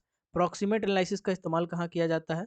अगर आपको स्टील मैन्युफैक्चरिंग में इस्तेमाल करना है, अगर आपको पावर प्लांट में इस्तेमाल करना है कोयला को, ठीक है, अगर पावर प्लांट में इस्तेमाल करना है, अगर कहीं पर भी ओवन में आपको कोयला को डालना है, इन सभी जगह पे आपको प्रॉक्सिमेट एनालिसिस का इस्तेमाल करना पड़ता है। और भारत में ज़्यादातर में आप प्रॉक्सिमेट एनालिसिस में इसका इस्तेमाल करते हैं। प्रॉक्सिमेट एनालिसिस में क्या नापते हैं भाई साहब? प्रॉक्सिमेट एनालिसिस में आपको नापना पड़ता है S percentage, moisture percentage, volatile matter और फिक्स्ड कार्बन। फिक्स्ड कार्बन, ये 4 चीज नापते हैं। S content, moisture content, volatile matter, fixed content, है ना। ठीक है, चलो, S, moisture, volatile, fixed carbon, 4 चीज होता है, 4 चीज आपको नापना पड़ता है। अब इसमें एक फार्मूला है जो कभी कभार पूछ दिया जाता है ना, कभी कभार पूछ दिया जाता है। फार्मूला कौन सा है? एफ सी, यानी फिक्स्ड कार्बन का फार्मूला। इसको क्या बोलेंगे? Fixed carbon. फिक्स्ड कार्बन बराबर होता है 100 माइनस, अब ब्रैकेट में तीन सब को जोड़ देंगे। एस है, मॉइस्चर है, वोलेटाइल मैटर है और फिक्स्ड कार्बन। तो आप क्या निकाल रहे हैं? फिक्स्ड कार्बन, तो भैया इसको तो जोड़ेंगे नहीं, बाकी जो बच जाएगा उसको जोड़ देंगे। जैसे S plus volatile matter plus, अब क्या बच जाएगा? मॉइस्चर कंटेंट, सबको जोड़ेंगे, हो गया। तो बड़ा ही सिंपल सा फॉर्मूला होता है फिक्स्ड कार्बन का, इसको याद नहीं करना है, इसको समझ लेंगे तो काम हो जाएगा। फिक्स्ड कार्बन बराबर 100 माइनस बाकी जो बचा सबको जोड़ देंगे, S plus volatile metal plus moisture content, इसको जोड़ेंगे तो मेरा काम हो जाएगा। ठीक है, चलिए अब इसमें भी मॉइस्चर में 3 टाइप का होता है। ठीक है, मॉइस्चर भी जो होता है वो आपका 3 टाइप का होता है। ये सब हम क्लास में करवाए हैं लेकिन एक बार रिकैप करा दे रहे हैं। एक होता है फ्री मॉइस्चर, एक होता है इनहेरिटेंट मॉइस्चर और एक होता है टोटल मॉइस्चर। ठीक है, पहले आते हैं फ्री मॉइस्चर में। तो बेसिकली फ्री मॉइस्चर क्या होता है, मान लीजिए कोयला लेके आप जा रहे हैं, जाते जाते बारिश हो गया तो बारिश में कोयला भींच गया, तो अलग से पानी उसमें ऐड हो गया तो उसको बोलेंगे फ्री मॉइस्चर। आप कहीं पे रखे थे किसी कारण से उसमें पानी गिर गया है ना, तो उसको बोलेंगे फ्री मॉइस्चर। इनहेरिटेंट मॉइस्चर क्या होता है, इनहेरिएंट मॉइस्चर, ये क्या होता है, कोयला हमेशा कुछ ना कुछ मात्रा में मॉइस्चर कंटेंट करता है। जैसे फॉर एग्जांपल आप पानी पीते हैं तो आप अलग से जो बाहर से पानी पी रहे हैं उसको आप फ्री पानी कह सकते हैं, लेकिन आपका जो बॉडी में पानी है वो इनहेरिटेंट पानी, मतलब हम लोग जानते हैं 70 से 80% एक इंसान का बॉडी में पानी होता है। इसी तरह से कोयला में भी कुछ ना कुछ मात्रा में मॉइस्चर होता है, उस मॉइस्चर को इनहेरिएंट मॉइस्चर बोलते हैं। और जब टोटल मॉइस्चर मतलब फ्री मॉइस्चर प्लस इनहेरिएंट मॉइस्चर को जब जोड़ देंगे तो ये हो जाएगा मेरा टोटल मॉइस्चर, दोनों को जोड़ देंगे टोटल मॉइस्चर कहलाएगा। ठीक है, यहाँ तक क्लियर हो गया सबका। चलिए अभी एक दो पॉइंट और है जो हम आपको बताना चाहेंगे। ठीक है, देखिए गवर्नमेंट ऑफ इंडिया कोल का 17 ग्रेड फिक्स किया है, 17 grade, coking, non coking, semi coking, hard Coke सब मिला के 17 ग्रेड फिक्स किया है। ठीक है, 17 ग्रेड फिक्स किया। ये जो ग्रेड फिक्स हुआ है ये हुआ है प्रॉक्सिमेट एनालिसिस का जो टाइप है, प्रॉक्सिमेट एनालिसिस का जो टाइप है उसमें एक टाइप है ना, एनालिसिस ऑन इक्विलिब्रेटेड बेसिस, इक्विलिब्रेटेड कंडीशन, इस हिसाब से लाइट हुआ। इसमें हम लोग basically moisture content, S content, ये सब कुछ देखते हैं, निकालते हैं, तो रिलेटिव ह्यूमिडिटी के हिसाब से तो भी ये हो जाएगा। एनालिसिस ऑन इक्विलिब्रेटेड कंडीशन के हिसाब से जो प्रोक्सीमेट एनालिसिस का एक टाइप है, गवर्नमेंट ऑफ इंडिया 17 ग्रेड यानी कॉमर्शियल क्लासिफिकेशन किया है कोल का, कॉमर्शियल क्लासिफिकेशन किया है कोल का। ठीक है, और इसमें कुछ पॉइंट हमको दिख नहीं रहा है, बाकी और सब तो पढ़ा ही चुके हैं और तो कुछ बचा नहीं है। लो टेंशन हाई टेंशन क्वेश्चन तो करा ही लिए, कुछ टॉपिक अछूता ना रह जाए, बस यही मेरा टारगेट है ना, बाकी तो अछूता कुछ है नहीं। चलिए बाकी कुछ अछूता नहीं रहा, बाकी सब हो गया है। चलिए चैप्टर नंबर 2 आपका ऑफिशियली समाप्त होता है वॉल्यूम 1 का, और चैप्टर नंबर 2 का जो क्वेश्चन है एमसीक्यू वो हम कर लिए। कुछ लड़का लोग बोल रहे सर बहुत धीरे चल रहा है, देखो यार बताते हैं, वॉल्यूम 1 को करने में ना आपको 1 महीना का समय लगेगा पूरा। क्यों भाई, क्योंकि इतना खतरनाक खतरनाक टॉपिक है ना, जिसको आप अगर एक बार में दे देंगे तो उल्टी कर देंगे आप। वॉल्यूम 2 को ख़त्म करने में आपको 15 से 18 दिन का समय लग सकता है मैक्सिमम, हम तो 15 दिन मान के चल रहे हैं।